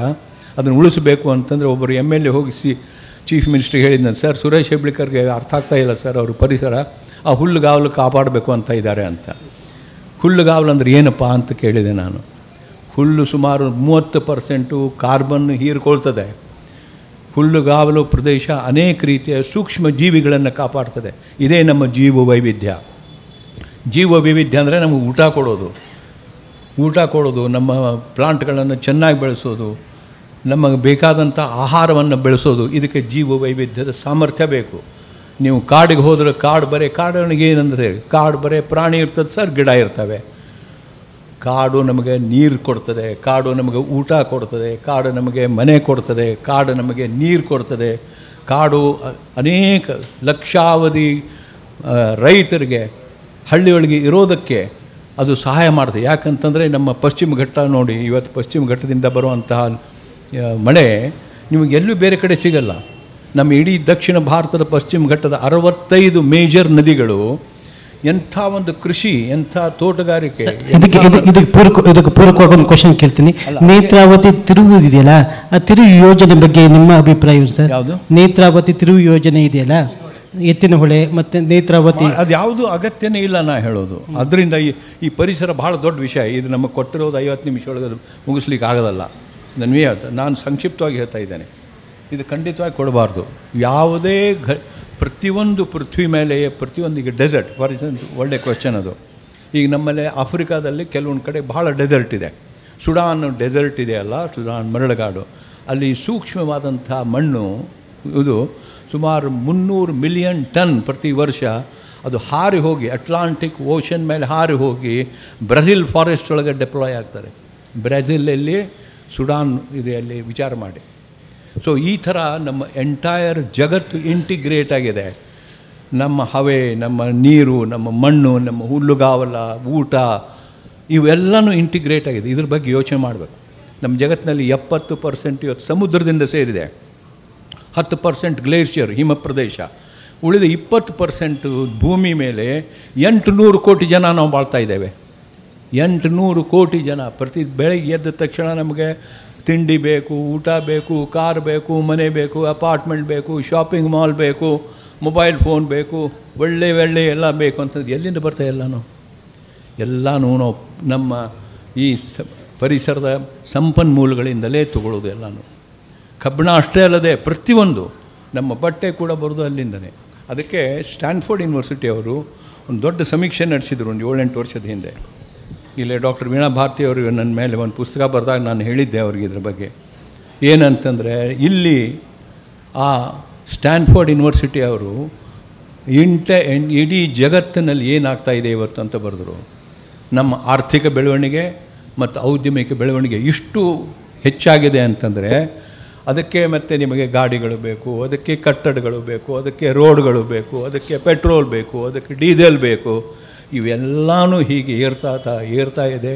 ಅದರ ಜೊತೆಗೆ ಜನಸಂಖ್ಯೆ ಏರ್ತಾ ಇದೆ, ಜನಸಂಖ್ಯೆ ಬೇಡಿಕೆಗಳು ಏರ್ತಾ ಇದ್ದಾವೆ.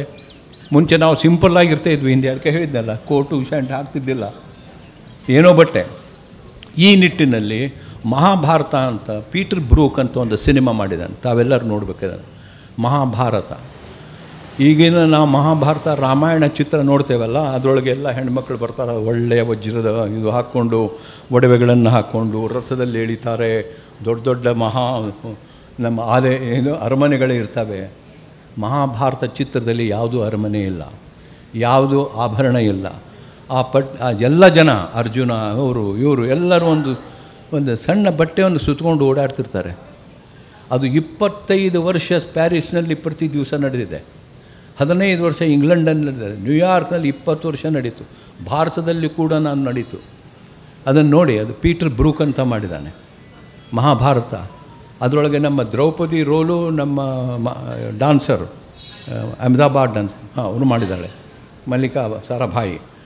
ಇಂಥ ಒಂದು ಚಿತ್ರ, ಅದಕ್ಕೆ ನಾನು ನಿಮಗೆ ಚಿತ್ರದ ಬಗ್ಗೆ ಹೇಳಬೇಕು ಅಂತಂದರೆ ಮಹಾಭಾರತ, ಅದರ ಜೊತೆಗೆ ಮಲಯಾಳಮದ್ದು ಚಮೀನ್, ಕನ್ನಡದ್ದು ಬಂಗಾರದ ಮನುಷ್ಯ, ಹಿಂದಿಯೊಳಗೆ ಇದು ನಮ್ಮ ಭಾರತ ಅಂತ ಒಂದು ಬರ್ತದೆ ಅದು.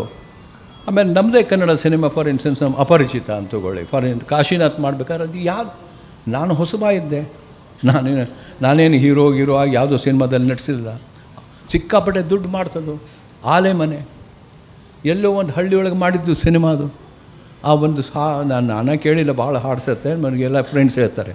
ಸೊ ಈ ರೀತಿ ನಿಮ್ಗೆ ವಿಚಾರಗಳು ಇದ್ದರೆ, ಒಳ್ಳೆಯ ಆಲೋಚನೆಗಳಿದ್ದರೆ ತುಂಬ ಸುಂದರವಾದಂಥ ಸಿನಿಮಾಗಳನ್ನು ಮಾಡ್ಬೋದು. ದೊಡ್ಡ ಸೆಟ್ ಹಾಕಬೇಕಾಗಿಲ್ಲ, ಡಾನ್ಸ್ ಬೇಕಾಗಿಲ್ಲ, ನಿಜವಾಗಿ ಬೇಕಾಗಿಲ್ಲ. ನಾನು ಹೇಳಿದ್ದಲ್ಲ, ಮಹಾಭಾರತ ಸಿನಿಮಾ ನೋಡಿ, ಪೀಟರ್ ಬ್ರೂಕ್ ಆ ಡೈರೆಕ್ಟ್ರಿಗೆ ಸುಮಾರು 2 ದಿನ ನಾನು ಅವ್ರ ಜೊತೆ ಕಾಲ ಕಳೆದಿದ್ದೇನೆ. ನಾನು ಹೇಳಿದೆ ಒಂದು ಸತೆ ಅವ್ರಿಗೆ, ನೀವು ಕುಂತಿ ಒಂದು ರೋಲ್ ಕೊಟ್ಟಿದ್ದೀರಲ್ಲ, ಆ ಕುಂತಿ ನಮ್ಮ ಕರ್ಣನ್ ತಾಯಿ, ಅವಳು ಎಲ್ಲೋ ವಿಯೆಟ್ನಾಮೀಸ್ ಚೈನೀಸ್ ಇದ್ದಂಗೆ ಇದ್ದಾಳಲ್ಲ ಅಂದೆ. ನಿಮ್ಮ ಮಹಾಭಾರತ ಅಂದರೆ ಏನು ತಿಳ್ಕೊಂಡಿದ್ದೀರಿ ನೀವು ಅಂದ. ನಿಮ್ಮ ಮಹಾಭಾರತ ಅಂದರೆ ಇಷ್ಟೇ ನಿಮ್ಮ ದೇಶ ಅಲ್ಲ, ಒಂದು ಕಾಲಕ್ಕೆ ಅಫ್ಘಾನಿಸ್ತಾನ್, ಪಾಕಿಸ್ತಾನ್, ಭೂತಾನ್, ನೇಪಾಳ್ ಇವೆಲ್ಲನೂ ಸೇರಿ ಮಹಾಭಾರತ ಆಗಿತ್ತು. ಆ ಕಾಲಕ್ಕೆ ಎಲ್ಲ ಥರದ ಜನ ಎಲ್ಲಿದ್ದರು, ಆವಾಗ ಅದು ನಡೆದದ್ದು ಅಂತ. ನನ್ನ ಪ್ರಕಾರ ಯಾವನೇ ರಾಮ, ಕೃಷ್ಣ, ಅರ್ಜುನ ಇವರೆಲ್ಲ ಏನು ಬರ್ತಾರಲ್ಲ, ನನ್ನ ಪ್ರಕಾರ ನೀವೇನು ತಪ್ಪು ತಿಳ್ಕೊಬೇಡಿ, ಇವೆಲ್ಲ ಕಾಲ್ಪನಿಕ ವ್ಯಕ್ತಿಗಳಿವರು. ನಾವು ಕಾಲ್ಪನಿಕವಾಗಿ ಸೃಷ್ಟಿ ಮಾಡಿದ್ದೇವೆ. ಇಂಥವ್ರು ಇದ್ದರೆ ಒಂದು ಸಮಾಜ ಒಳ್ಳೆಯದಾಗಿರ್ತದೆ ಅಂತ. ಇವರು ನಿಜವಾಗಿದ್ದವರಲ್ಲ. ಇದನ್ನು ಬರೆದವರು ಭಾಳ ಇಂಟೆಲೆಕ್ಚುಯಲ್ಸ್, ಭಾಳ ಬುದ್ಧಿವಂತರು.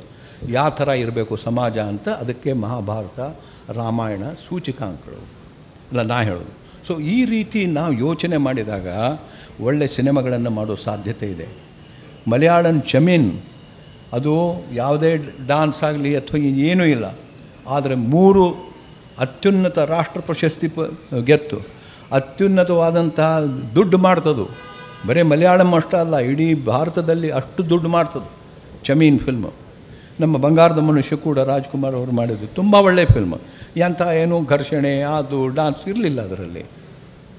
ಅದಕ್ಕೆ ಹೇಳಿದೆ, ಕನ್ನಡದಲ್ಲೂ ಆ ಥರ ನಮ್ಗೆ ಒಳ್ಳೆಯ ಸಿನಿಮಾಗಳಿದ್ದಾವೆ, ಹಿಂದಿಯೊಳಗೂ ಇದ್ದಾವೆ, ಮರಾಠಿಯೊಳಗಿದ್ದಾವೆ, ಇಂಗ್ಲೀಷಲ್ಲೂ ಇದ್ದಾವೆ. ಇದನ್ನು ಯೋಚನೆ ಮಾಡೋ ಜನ ಬೇಕು, ನಮಗೆ ವಿಚಾರ ಮಾಡುವಂಥ ಬುದ್ಧಿ ಬೇಕು. ಅದಕ್ಕೆ ಈ ರೀತಿಯ ಫೆಸ್ಟಿವಲ್ ಏನು ನಡೀತಾ ಇದ್ದಾವೆ ಇದು ಒಳ್ಳೆಯದು. ಆದರೆ ಇಲ್ಲಿ ನಾವು ಇದರ ನೆಲ ಆಳ ಇದರ ಅಂತರಂಗನ ಹೊಂಟಬೇಕು. ನಮ್ಮ ಸಾಮರ್ಥ್ಯ ಏನನ್ನೋದು ನಾವು ಅಂತರಂಗದಿಂದ ತೊಗೊಂಬರ್ಬೇಕು. ಆ್ಯಕ್ಟಿಂಗ್ ಅಂತಂದ್ರೆ ಬರೀ ಒಂದು ಡೈಲಾಗ್ ಕೊಡ್ತಾನೆ, ಡೈಲಾಗ್ ಭಾಳ ಚೆನ್ನಾಗಿ ಮಾತಾಡ್ತಾರೆ ಅವರು. ಅಮಿತಾಬ್ ಬಚ್ಚನ್ ಥರ ಮಾತಾಡಿದ್ರೆ ಗ್ರೇಟ್ ಆ್ಯಕ್ಟರ್ ಅಲ್ಲ.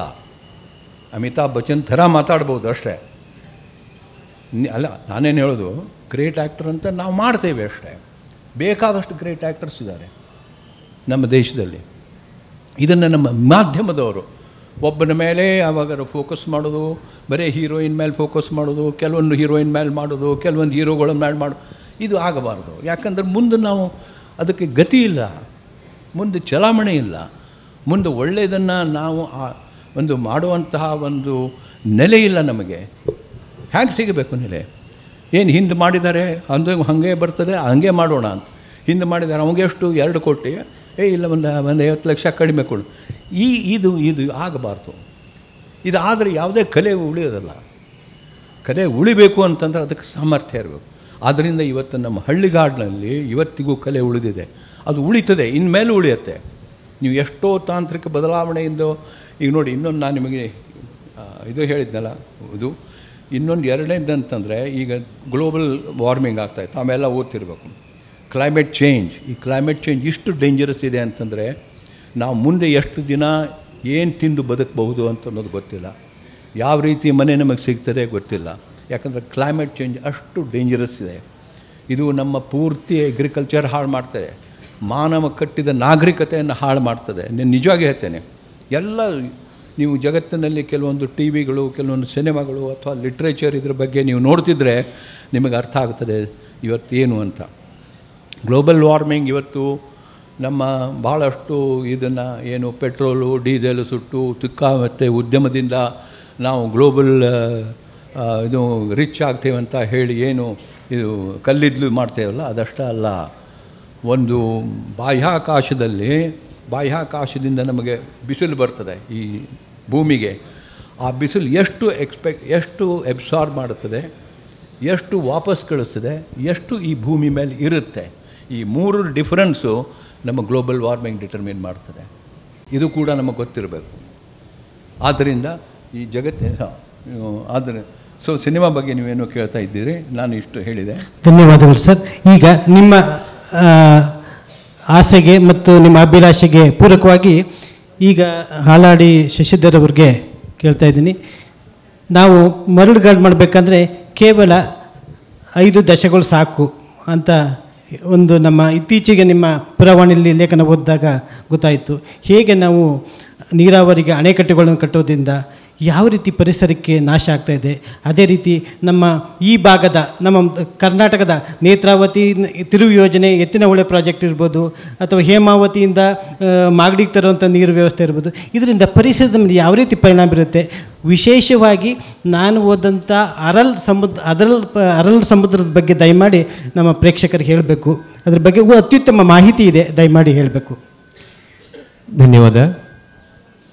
ಈಗ ನಾನೊಂದು ಕ್ವಿಜ್ ಪ್ರಶ್ನೆ ಹೇಳ್ತೇನೆ, ನೀವೇನು ಆನ್ಸರ್ ಮಾಡೋದು ಬೇಡ. ಈ ರಸಪ್ರಶ್ನೆ ಯಾವ ರೀತಿ ಉತ್ತರಗಳು ಬದಲಾಗ್ಬೋದು ಅಂತ 1960ನೇ ಇಸ್ವಿ ಅಂತ ಕಲ್ಪಿಸ್ಕೊಳ್ಳೋಣ. ಜಗತ್ತಿನ 4ನೇ ಅತಿ ದೊಡ್ಡ ಸರೋವರ ಯಾವುದು ಅಂದರೆ ಆವಾಗ ಕ್ವಿಜಿನ ಉತ್ತರ ಅರಾಲ್ ಸಮುದ್ರ ಅಂತ. 68,000 ಚದರ ಕಿಲೋಮೀಟರ್, 450 ಕಿಲೋಮೀಟರ್ ಉದ್ದ, 250 ಕಿಲೋಮೀಟರ್ ಅಗಲ. ಆವಾಗ 4ನೇ ಅತಿ ದೊಡ್ಡ ಸಮುದ್ರ ಜಗತ್ತಿನಲ್ಲಿ. 2010ನೇ ಇಸ್ವಿನಲ್ಲಿ ಅದೇ ಪ್ರಶ್ನೆ, ಅದೇ ಕ್ವಿಜ್ ಪ್ರಶ್ನೆ, ಜಗತ್ತಿನ 4ನೇ ಅತಿ ದೊಡ್ಡ ಸರೋವರ ಯಾವುದು ಅಥವಾ ಅರಾಲ್ ಸಮುದ್ರದ ಬಗ್ಗೆ ಹೇಳಿ ಅಂದರೆ 25 ಜಗತ್ತಿನ ಸರೋವರ ಅತಿ ದೊಡ್ಡ ಪಟ್ಟಿನಲ್ಲೂ ಅದಿಲ್ಲ.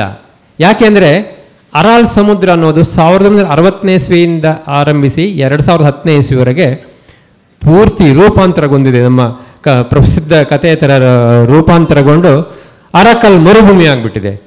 ಇದು ಯಾಕೆ ಇದನ್ನು ಅರಸವರು ಒಳ್ಳೆಯ ವಿಚಾರ ಹೇಳಿದರು, ಯಾಕೆ ನಮಗೆ ನಮ್ಮ ರಾಜ್ಯದವರಿಗೆ ನಮ್ಮ ದೇಶದವರಿಗೆ ಪಾಠ ಅಂತ ನಾವು ಅಧ್ಯಯನ ಮಾಡಬೇಕು, ಗಮನದಲ್ಲಿ ಇಟ್ಕೊಳ್ಬೇಕು. ಎತ್ತಿನ ಹೊಳೆಯ ನದಿ ತಿರುವು ಯೋಜನೆ ಸಂಬಂಧಿಸಿದ್ದು. ಯಾಕಂದರೆ 1960ನೇ ಇಸ್ವಿನಲ್ಲಿ ರಷ್ಯಾದವರು ಹತ್ತಿ ಬೆಳೆಯೋಕ್ಕಂತ ಸ್ಟಾರ್ಟ್ ಮಾಡಿದರು. ಅರಾಲ್ ಸಮುದ್ರಕ್ಕೆ 2 ನದಿಗಳು ಅರಾಲ್ ಸಮುದ್ರಕ್ಕೆ ಬರ್ತಾ ಇದ್ವು. 2 ನದಿಗಳಿಗೆ ಸೇರಿ 35-40 ಡ್ಯಾಮ್ಗಳು ಮತ್ತು 100 ಕಾಲುವೆ ಮಾಡಿಬಿಟ್ಟು 1980 ಹೊತ್ತಿಗೆ ಆ ಪ್ರದೇಶ ಹತ್ತಿ ಬೆಳೆದು ಅತಿಯಾದ ಒಂದು ಲಾಭ ಗಳಿಸ್ತು. ವೈಟ್ ಗೋಲ್ಡ್ ಅಂತ ಕರೆಯೋಕ್ಕೆ ಶುರು ಮಾಡಿದ್ರು ಅವರೇನೆ. ಅದಾಗಿ ಆ 2 ನದಿಗಳಿಗೆ ಡ್ಯಾಮ್ ಹಾಕಿ ಏನಾಗಿದೆ ಅಂದರೆ 68,000 ಚದರ ಕಿಲೋಮೀಟರ್ ವಿಶಾಲವಾಗಿದ್ದ ಅರಾಲ್ ಸಮುದ್ರ ಈಗ 5,000 ಚದರ ಕಿಲೋಮೀಟರ್ ಆಗಿದೆ. ಅಂದರೆ ಆ ಪ್ರದೇಶದ ಎರಡನೇದಾಗಿ ಅದಷ್ಟು ಜಾಗ ದೊಡ್ಡ ಮರುಭೂಮಿ ಆಗಿಬಿಟ್ಟಿದೆ. 60, 70, 80ನೇ ಇಸ್ವಿ ತನಕನೂ ಅರಾಲ್ ಸಮುದ್ರದಲ್ಲಿ 100 ಹಡಗುಗಳು ಓಡಾಡ್ತಿದ್ವು, 450 ಕಿಲೋಮೀಟರ್ ದೂರ ಹೋಗೋದು. ಮತ್ತು ಅದೆಷ್ಟು 15,000-20,000 ಕುಟುಂಬಗಳು ಮೀನುಗಾರಿಕೆ ಮಾಡ್ತಾಯಿದ್ರು. ಇಡೀ ಜಗತ್ತಿನಲ್ಲೇ ಎಲ್ಲೂ ಸಿಗದಂಥ 4 ಪ್ರಭೇದದ ಮೀನುಗಳು ಆ ಸಮುದ್ರದಲ್ಲಿದ್ದವು. 1990ನೇ ಇಸ್ವಿಗೆ ನಿಧಾನವಾಗಿ ಕುಸಿಯಕ್ಕೆ ಆರಂಭವಾಯಿತು. ಬಟ್ ಇದು ಅಲ್ಲಿನ ಪ್ರಭುತ್ವ ಗೊತ್ತಿತ್ತು. ರಷ್ಯಾದ ವಿಜ್ಞಾನಿಗಳು ಹೇಳ್ತಿದ್ರಂತೆ, ನೋಡಪ್ಪ ನಮ್ಮದು ಏನು ಮುಖ್ಯ ಉದ್ದೇಶ ಹತ್ತಿ ಬೆಳೆಯೋದು, ಇದರಿಂದಾಗಿ ಅರಾಲ್ ಸಮುದ್ರ ಕೆಲವು ದಶಕಗಳು ಒಣಗಿ ಹೋದರೂ ಬಿಡ್ಬೋದು, ಇಟ್ ಇಸ್ ಸೆಕೆಂಡ್ರಿ, ಅಥವಾ ಅದೇನು ಮಾಡೋಕ್ಕಾಗಲ್ಲ, ಸದ್ಯಕ್ಕೆ ನಾವು ವೈಟ್ ಗೋಲ್ಡ್ ಬೆಳಿತೀವಿ ಅಂತ. 2010ನೇ ಇಸ್ವಿಗೆ ಅರಾಲ್ ಸಮುದ್ರನೇ ಇಲ್ಲ, ಅರಾಕುಲಂ ಡೆಸರ್ಟ್ ಆಗಿದೆ. ಅದರಿಂದ ಏನು ಅಂತ ಅಫ್ಕೋರ್ಸ್ ಅದು ದೊಡ್ಡ ಆಯಾಮದ ಚರ್ಚೆ. ಇಡೀ ಜಗತ್ತಿನಲ್ಲಿ ಮಾನವ ನಿರ್ಮಿತ ಅತಿ ದೊಡ್ಡ ಪ್ರಾಕೃತಿಕ ದುರಂತ ಅಂತ ಅರಾಲ್ ಸಮುದ್ರದ ವಿಚಾರ ಹೇಳಿದ್ದಾರೆ. ಅಲ್ಲಿನ 4 ಪ್ರಭೇದ ಮೀನುಗಳು ನಾಶವಾಗೋ ಜೊತೆಗೆ ಆ ವಿಶಾಲವಾದ 65,000 ಚದರ ಕಿಲೋಮೀಟರ್ ಜಾಗದಲ್ಲಿ ಈಗ ಮರಳಿದ್ಬಿಟ್ಟು ಅಲ್ಲಿಂದ ಸರ್ ಹೇಳ್ದಂಗೆ ಧೂಳು ಬೀಸ್ತಾ ಇದೆ. ಆ ಧೂಳು ಎಲ್ಲಿ ಬೀಸ್ತಾ ಇದೆ? ಕಜಕಿಸ್ತಾನ್ ಮತ್ತು ಉಜ್ಬೇಕಿಸ್ತಾನ್ ರಾಜಧಾನಿ ಮತ್ತು ಪಟ್ಟಣಗಳು ಬೀಸಿ ಅಲ್ಲಿ ಮಕ್ಕಳಿಗೆಲ್ಲರಿಗೂ ಶ್ವಾಸಕೋಶದ ಕಾಯಿಲೆಗಳು. ಅಂದರೆ ನಾಗರಿಕತೆಗೆ ನಾವೇ ನಾಶ ಮಾಡ್ಬೋದು ಅನ್ನೋದಕ್ಕೆ ಅರಾಲ್ ಸಮುದ್ರವು ಅರಾಕಾಲ್ ಮರುಭೂಮಿಯಾಗಿರುವ ರೂಪಾಂತರವ ಒಂದು ಪ್ರಖರ ಮತ್ತು ಉದಾಹರಣೆ ಮತ್ತು ಅತಿ ದೊಡ್ಡ ದುರಂತ. ಇದು ಯಾಕೆ ನಾವು ನೆನಪಿಸಿಕೊಳ್ಳಬಹುದು ಅರಸು ಅವರು ಹೇಳೋದಂದರೆ, ಈಗ 15 ವರ್ಷದಿಂದ 10 ವರ್ಷದಿಂದ ಒಂದು ವಿಚಾರ ನಮ್ಮ ರಾಜ್ಯದಲ್ಲಿ ಚಾಲ್ತಿಯಲ್ಲಿದೆ. ಅಫ್ಕೋರ್ಸ್ ಆಶಯ ತುಂಬ ಚೆನ್ನದು. ಮಳೆ ಬೀಳುವ ಜಾಗದಿಂದ ನೀರನ್ನು ಬಯಲುಸೀಮೆಗೆ ತರುವುದು, ಕೋಲಾರದವರಿಗೆ ಕುಡಿಯೋ ನೀರು ಕೊಡ್ತೀವಿ ಅಂತ. ಬಟ್ ಹೇಗೆ ಪಶ್ಚಿಮ ದಿಕ್ಕಿನಲ್ಲಿ ಹರಿತಿರುವ ಸಮುದ್ರಕ್ಕೆ ನದಿಗೆ ಡ್ಯಾಮು ಮತ್ತು ಡೈವರ್ಟ್ ಮಾಡಿ ಈ ಕಡೆ ತರುವುದಂತ ಒಂದು ಯೋಜನೆ. ಈಗ ಸ್ವಲ್ಪ ತೆರೆದ ಕಣ್ಣುಗಳಿಂದ ಸಕಲೇಶ್ಪುರ ಶಿರಾಡಿ ಘಾಟಿನಲ್ಲಿ ಕಾರ್ನಲ್ಲೂ ಬಸ್ನಲ್ಲೂ ಪ್ರಯಾಣಿಸಿ ಆ ಕಡೆ ಈ ಕಡೆ ನೋಡಿದ್ರೆ ಗೊತ್ತಾಗುತ್ತೆ. ಅಕ್ಷರಶಃ 100 ಕಡೆ ಗುಡ್ಡವನ್ನು ಬಗೆದು ಅಲ್ಲಿ ಸಣ್ಣ ಸಣ್ಣ ಡ್ಯಾಮು, ಪರ್ವತಗಳನ್ನು ಕುಸಿಯುವುದು, ಕಾಡನ್ನು ಕಡಿಯುವುದು, ಈ ಥರದ್ದು ಮಾಡ್ತಾ ಇದ್ದಾರೆ. ಇನ್ನೂ ಎತ್ತಿನಹೊಳೆ ಪ್ರಾಜೆಕ್ಟ್ ಮುಗಿದಿಲ್ಲ. ಇನ್ನೂ ಅದೆಷ್ಟು ಸಾವಿರ, 5,000 ಕೋಟಿ, 8,000 ಕೋಟಿ ಅಂಕಿ ಸಂಖ್ಯೆ ನಾನು ಹೇಳೋದಿಲ್ಲ, ಯಾಕಂದರೆ ಕೋಟಿಗಳಿಗೆ ಎಷ್ಟು ಸೊನ್ನೆ ಅನ್ನೋದು ಮರೆತೋಗಿದೆ. ಬಟ್ ಲಕ್ಷ ಲಕ್ಷ ಮರಗಳು ಕಡಿತಾ ಇದ್ದಾರೆ, ಜಲಮೂಲ ಹಾಳು ಮಾಡ್ತಿದ್ದಾರೆ, ಅಲ್ಲಿರೋ ಪ್ರಾಣಿಗಳು ಅವಕ್ಕೆ ದಾರಿಗಳೇ ಕಟ್ಟಾಗ್ತಾ ಇದೆ. ಜೊತೆಗೆ ಆ ಸುರೇಶ್ ಹುಬ್ಳಿಕರ್ ಸರ್ ಈಗ ಹೇಳಿದರು 30-40 ವರ್ಷದಿಂದ ಹೆಂಗಿದ್ರು, ಅಲ್ಲಿಂದ ಜನಗಳು ತುಂಬ ಸರಳರು, ಪಂಚ ಶರ್ಟ್ ಹಾಕ್ಕೊಂಡು ಅವ್ರ ಪಾಡಿಗೆ ಕೃಷಿ ಮಾಡ್ತಾ ಇದ್ದಾರೆ. ಕುವೆಂಪು ಅವರು ಹೇಳಿದಾಗೆ ನೇಗಿಲೆ ಯೋಗಿ ಉಳುವ ಯೋಗಿ ನೋಡಪ್ಪ ಅಂತ. ಅವ್ರಿಗೇನು ಬೇಕಾಗಿಲ್ಲ, ಕಷ್ಟಪಟ್ಟು ಮಳೆ ಬರಲಿ ಬಿಸಿಲು ಬರಲಿ ಹೋಗಿ ರೈತರು ಕೆಲಸ ಮಾಡ್ತಾರೆ, ಆಹಾರ ಬೆಳೀತಾರೆ. ಆಹಾರ ನಮ್ಮ ದೇಶಕ್ಕೆ ನಮ್ಮ ರಾಜ್ಯಕ್ಕೆ ಸಿಗ್ತಾ ಇದೆ. ಅವರ ಬದುಕು ನಾಶ ಆಗ್ತಾ ಇದೆ. ಸಣ್ಣ ಸಣ್ಣ ಹಳ್ಳಕ್ಕೂ ಅಲ್ಲಿ ಡ್ಯಾಮ್ ಹಾಕ್ತಾ ಇದ್ದಾರೆ, ಅಲ್ಲಲ್ಲೇ ಬುಲ್ಡೋಜರ್ಗಳು ಓಡ್ತಾ ಇದ್ದಾವೆ. ಬಟ್ ಎತ್ತಿನಹೊಳೆ ಪ್ರಾಜೆಕ್ಟ್ ಇನ್ನೂ ನೀರು ಬಂದಿಲ್ಲ. ಬಟ್ ಅರಾಲ್ ಸಮುದ್ರ ಹೇಗೆ ಅರಾಕುಲಂ ಡೆಸರ್ಟ್ ಆಯಿತೋ ಅದು ನಮಗೆ ಪಾಠ ಆಗಬೇಕಿತ್ತು. ಆದರೆ ನಾವು ಅಂದರೆ ಅಫ್ಕೋರ್ಸ್ ಕಲೆಕ್ಟಿವ್ ಆಗಿ ನಾವೇನೇ, ಯಾಕಂದರೆ ನಮ್ಮದು ಪ್ರಜಾಪ್ರಭುತ್ವ, ನಾವು ಪಾಠ ಕಲಿತಾ ಇಲ್ಲ. ಇವತ್ತಿಗೂ ನದಿ ತಿರುವು ಯೋಜನೆಗಳಂತಹ ಒಂದು ಅವೈಜ್ಞಾನಿಕ ವಿಚಾರಗಳನ್ನು, ಅದು ಸಹ್ಯಾದ್ರಿಯಂತಹ ಅತಿ ಸೂಕ್ಷ್ಮ ಪರಿಸರ ವಲಯದಲ್ಲಿ ಮಾಡ್ತಾ ಇದ್ದೀವಿ. ಇದರಿಂದಾಗಿ ಮುಂದಿನ ದಿನಗಳಲ್ಲಿ ಹೆಬ್ಳಿಕರ್ ಸರ್ ಹೇಳಿದಾಗೆ ನಮ್ಮ ನಾಗರಿಕತೆ ಅವನತಿ ಆಗ್ತಾ ಇದೆ. ಇದಕ್ಕೆ ಇಲ್ಲಿ ನಂಗೆ ತೇಜಸ್ವಿ ಅವ್ರದ್ದು ನೆನಪಾಗೋದು. ತೇಜಸ್ವಿ ಅವರು ಇಂತಹ ವಿಚಾರವನ್ನು ತುಂಬ ಎಫೆಕ್ಟಿವ್ ಆಗಿ ಚಿಕ್ಕ ಚಿಕ್ಕ ಲೇಖನದಲ್ಲಿ ಬರೆದು ಜನಗಳಿಗೆ ತಲುಪಿಸ್ತಿದ್ರು. ಅಂತಹ ಒಂದು ಸಾಹಿತ್ಯದ ಕಾಳಜಿ ಈಗಿನ ತಲೆಮಾರಿನ ಲೇಖನಗಳಲ್ಲಿ ಬಂದು ಸಾಹಿತ್ಯ ಸೇವೆ ಆಗಬೇಕು ಅಂತ ನಾನು ಅಂದ್ಕೊಂಡಿದ್ದೀನಿ. ಇದೇ ವಿಚಾರದಲ್ಲಿ ಸಮಯ ಇದ್ದರೆ ಪ್ರಶ್ನೋತ್ತರದಲ್ಲೂ ಮಾತಾಡಬಹುದು. ಧನ್ಯವಾದಗಳು ಸರ್. ಈಗ ಆಯೋಜಕರು ನಮ್ಮ ಕಾಲಮಿತಿ ಕೊಟ್ಟಿರೋದ್ರಿಂದ ಒಂದು ಈ ಪ್ರಮುಖ ಪ್ರಶ್ನೆ ನಮಗೆ ಇಬ್ಬರನ್ನ ಕೇಳ ಬಯಸ್ತೀನಿ. ನೀವು ಸಾಕಷ್ಟು ವರ್ಷಗಳಿಂದ ಪರಿಸರದ ಬಗ್ಗೆ ಚಿಂತನೆ ಮಾಡ್ತೀರಾ, ಪರಿಸರದ ಬಗ್ಗೆ ಚಲನಚಿತ್ರ ದೃಶ್ಯ ಮಾಧ್ಯಮದ ಮೂಲಕ ಜನಕ್ಕೆ ತಿಳಿಸೋ ಪ್ರಯತ್ನ ಪಡ್ತಾ ಇದ್ದೀರಾ. ಇದು ನಿಮ್ಗೆ ತೃಪ್ತಿ ಸಿಕ್ಕಿದೆಯಾ? ಒಂದು. ಇನ್ನೊಂದು, ನಮ್ಮಲ್ಲಿ ಜನರ ಚಳುವಳಿಯ ಧ್ವನಿ ಅಡಗೋಗಿದೆಯಾ, ಅಥವಾ ಆಳುವ ಸರ್ಕಾರಗಳು ಚಳುವಳಿಗಳನ್ನು ಹತ್ತಿಕ್ಕುವ ಕೆಲಸಗಳನ್ನು ಮಾಡ್ತಾ ಇದೆಯಾ? ಇದ್ರ ಬಗ್ಗೆ ದಯಮಾಡಿ ಹೇಳಬೇಕು. ಚಳುವಳಿಗಳು ಆಗ್ತಾನೇ ಇದ್ದಾವೆ. ನಾನು ಹಿಂದೆ ಅನೇಕ ಸರ್ತಿ ಪಶ್ಚಿಮ ಘಟ್ಟ ಉಳಿಬೇಕು, ನಮ್ಮ ಶಿವರಾಮ್ ಕಾರಂತರು ಕರ್ಕೊಂಡು ಹೋಗಿದ್ವಿ. ಯಾಕಂದರೆ ಪಶ್ಚಿಮ ಘಟ್ಟದ ಬಗ್ಗೆ ಹೆಚ್ಚು ಹೇಳಬೇಕು ಅಂತಂದರೆ ಹೇಳಿದ್ನಲ್ಲ, ಈಗ ನಮ್ಮ ಅರಬ್ಬಿ ಸಮುದ್ರದಿಂದ ಮಳೆ ಬರುವ ಮೋಡಗಳು ಸಿಕ್ಕಾಪಟ್ಟೆ ಕಾಡೋರೋದ್ರಿಂದ ಅಲ್ಲೇ ಧೋ ಮಳೆ ಆಗುತ್ತೆ. ಮಳೆಯಾಗಿ ಝರಿಗಳಾಗ್ತವೆ, ಝರಿಯಾಗಿ ನರಿ ಹೋಗ್ತವೆ. ನದಿಯಿಂದ ನೀರು ನಮ್ಮ ಸಾವಿರಾರು ರೈತರು ಅದನ್ನು ಉಪಯೋಗಿಸಿ ನೀರು ಉಣಿಸ್ತಾರೆ, ಭೂಮಿಗೆ ತರಕಾರಿ ಬೆಳೀತಾರೆ, ಬೆಳೆ ಬೆಳೀತಾರೆ, ಅವರು ಅಲ್ಲೇ ಬೆಳೀತಾರೆ. ಆದರೆ ಇವತ್ತು ಕಾಡು ನಾವು 40-45% ಪಶ್ಚಿಮ ಘಾಟ್ ಕಡ್ದಿದ್ದೇವೆ. ವಿಚಾರಣೆ ಮಾಡಬೇಕು. ಪಶ್ಚಿಮ ಘಟ್ಟ ಇರೋದರಿಂದ ಇಡೀ ದಕ್ಷಿಣ ಭಾರತಕ್ಕೆ ಒಂದು ಬಹಳ ಘನ್ಯತೆ ಇದೆ, ಭಾಳ ಘನತೆ ಇದೆ, ಸಾಮರ್ಥ್ಯ ಇದೆ. ನಮ್ಮ ಜೀವನ ನಮ್ಮ ಕಲ್ಚರೇ ಬೇರೆ ಇದೆ.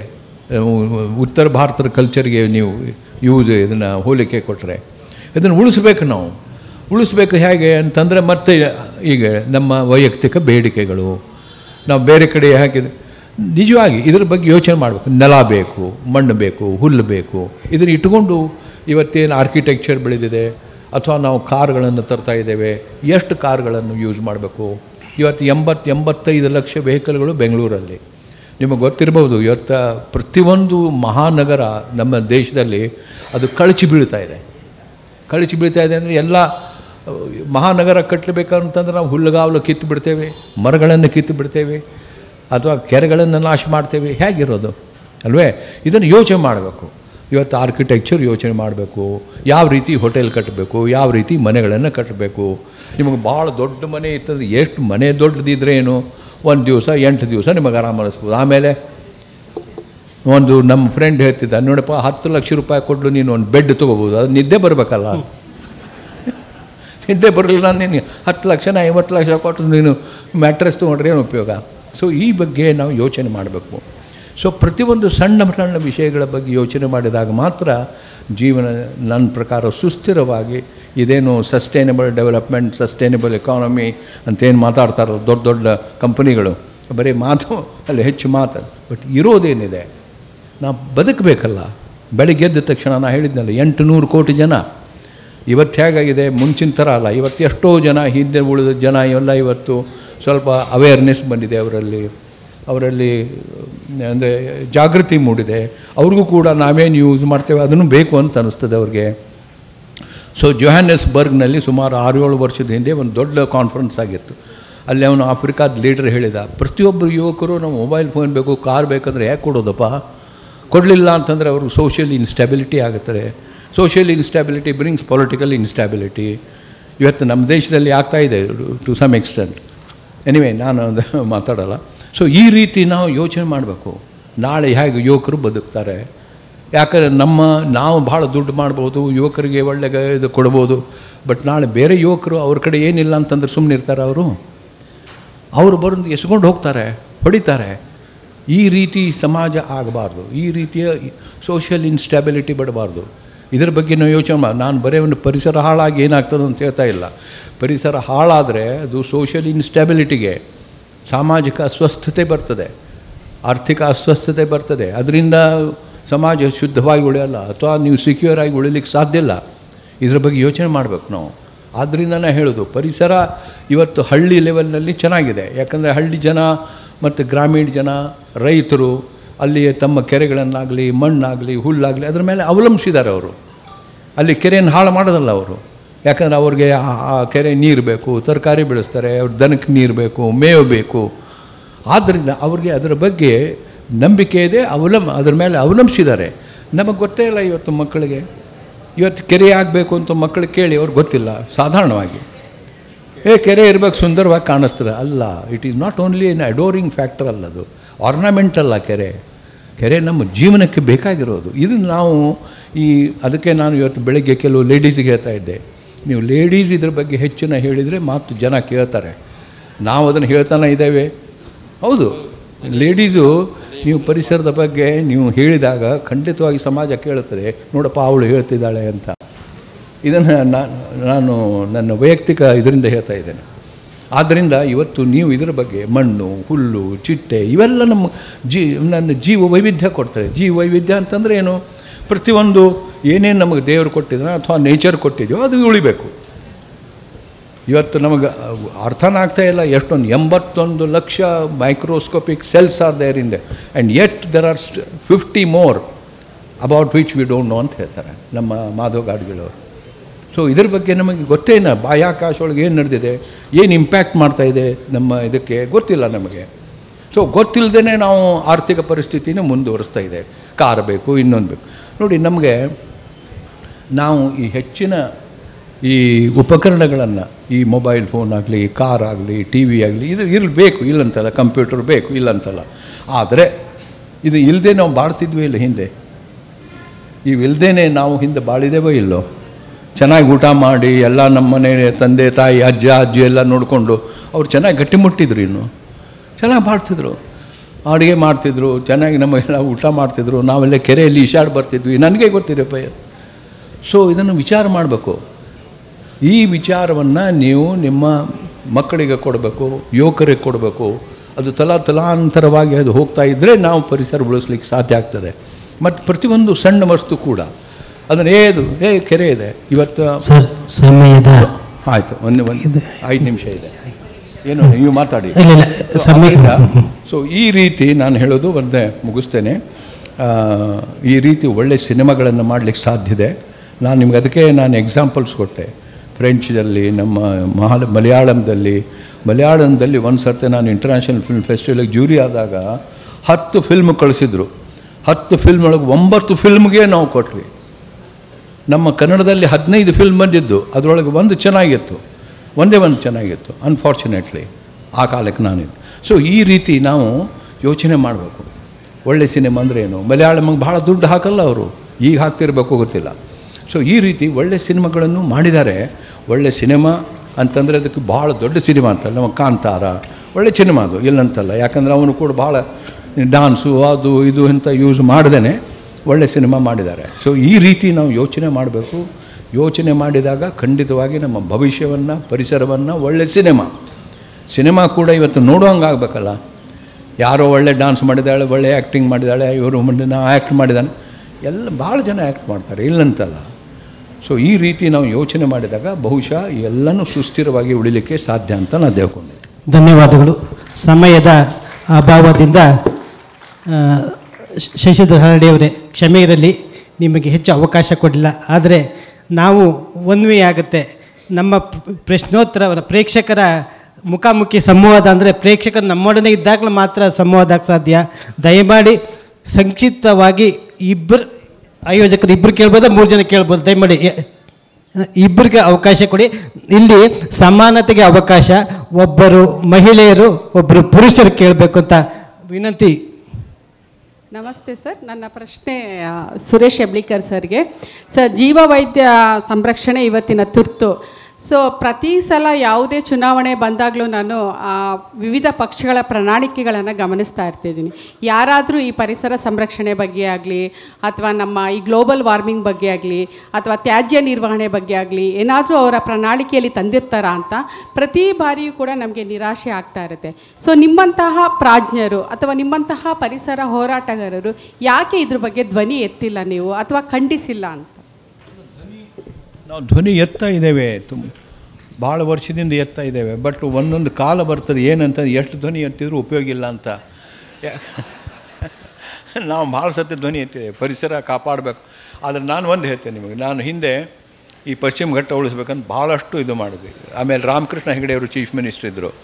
ಅವರು ನನ್ನನ್ನು ಕರೆದ್ರು, ಯಾಕೆ ನೀವು ಪಶ್ಚಿಮ ಘಟ್ಟ ಅಲ್ಲಿ ಯಾವುದೋ ಅಟೋಮಿಕ್ ಅಟೋಮಿಕ್ ಸ್ಟೇಷನ್ ಅಟೋಮಿಕ್ ಯಾಕೆ ಇದು ಮಾಡ್ತಾಯಿದ್ದೀರಿ? ಯಾಕಂದರೆ ನಾವು ಪ್ರೈಮ್ ಮಿನಿಸ್ಟ್ರಿಗೆ ಹೇಳಿದ್ವಿ, ಇಲ್ಲಿ ಎಲ್ಲ ಯುವಕರು ಬಂದರು, ಯುವಕರಿಗೆ ಹೋಟೆಲ್ ಆಗುತ್ತೆ, ಇಂಡಸ್ಟ್ರಿ ಬರ್ತದೆ, ಹೆಚ್ಚು ನಮಗೆ ಶಕ್ತಿ ಬೇಕು, ಶಕ್ತಿ ಮೂಲ ಕಡಿಮೆ ಇದೆ.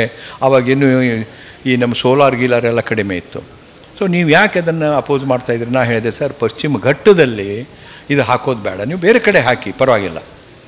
ಆದರೂ ನಾನು ಅವ್ರಿಗೆ ಹಿಂದೆ ಆಕ್ಸಿಡೆಂಟ್ ಆಗಿದ್ದು ಅದ್ರ ಬಗ್ಗೆ ಹೇಳಿದೆ. ಅವ್ರು ಕೇಳಿದರು ಮಾತು, ಇದೇನು ಬಯೋಡೈವರ್ಸಿಟಿ ಏನು ಹಂಗಂದ್ರೆ ಅಂತ ಕೇಳಿದ್ರು. ನಾವು ಬಯೋಡೈವರ್ಸಿಟಿ ಅಂದರೆ ಹೀಗೆ ಅಂತ ಹೇಳಿದ್ವಿ. ಅದನ್ನು ಒಪ್ಪಿಕೊಂಡು ಅವರು ನೆಕ್ಸ್ಟ್ ಪ್ರೈಮ್ ಮಿನಿಸ್ಟರ್ಗೆ ಲೆಟರ್ ಬರೆದ್ರು. ನಮಗೆ ಪರಿಸರವಾದಿಗಳು ಚೆನ್ನಾಗಿ ಕನ್ವಿನ್ಸ್ ಮಾಡಿದ್ದಾರೆ, ಇಲ್ಲಿ ಪಶ್ಚಿಮ ಘಟ್ಟದಲ್ಲಿ ಹಾಕೋದು ಬೇಡ. ಯಾಕಂದರೆ ಮೊದಲನೇ ಸಾರ್ತಿ ಇದು ಒಂದು ಕಾಡಿನಲ್ಲಿ ಈ ಅಟೋಮಿಕ್ ಪವರ್ಸ್ ಅದು ಕೈಗಾ ಅಲ್ಲಿ ಹಾಕ್ತಾ ಇದ್ದಾರೆ. ಅದಕ್ಕೋಸ್ಕರ ಅವರು ನೀವು ಅದನ್ನು ಹಾಕೋದು ಬೇಡ ಅಂತ ನಮ್ಮ ಎದುರಿಗೆ ಬರೆದರು. ಆದರೆ ಆವಾಗ ಪ್ರೈಮ್ ಮಿನಿಸ್ಟ್ರೂ ಬರೆದ್ರು, ಈಗಾಗಲೇ ನಾವು 50% ಇನ್ವೆಸ್ಟ್ ಮಾಡಿಬಿಟ್ಟಿದ್ದೇವೆ, ಪಬ್ಲಿಕ್ ಮನಿ ಅದು.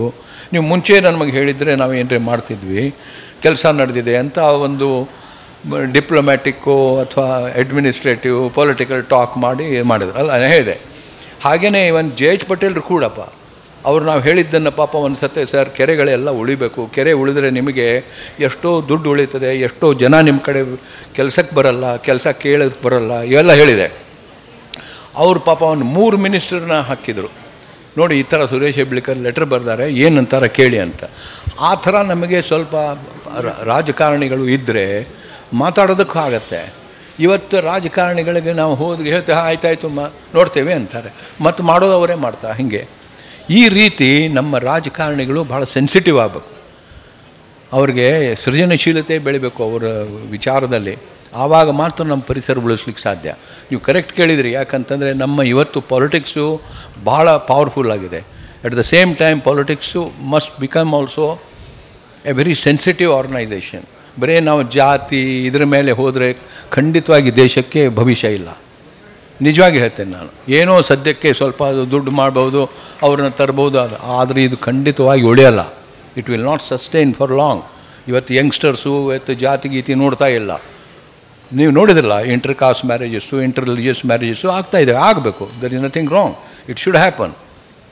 ಆದರೆ ಅದಾದಾಗ ಮಾತ್ರ ನಮ್ಮ ದೇಶ ಉಳಿಲಿಕ್ಕೆ ಸಾಧ್ಯ. ಆದ್ದರಿಂದ politics also must change. Should not ನನಗೆ ಪವರ್ ಇದೆ, ನನ್ನ ಕಡೆ ಇಷ್ಟು ಜನ ಇದ್ದಾರೆ, ಇಷ್ಟು MLA ಇದ್ದಾರೆ, ಅದು ಆಗೋದಲ್ಲ. ಅದರಿಂದ ಏನೋ ಒಂದು 5 ವರ್ಷ ನೀವು ಮಾಡ್ಬೋದು, ಮುಂದೆ ಅಷ್ಟರಲ್ಲಿ ಸಾಕಷ್ಟು ನೀವು ಹಾಳು ಮಾಡಲಿಕ್ಕೂ ಸಾಧ್ಯ ಆಗ್ತದೆ. ಇದಾಗಬಾರ್ದು ಅಂತ ನಾನು ಹೇಳೋದು. So what you asked is wonderful.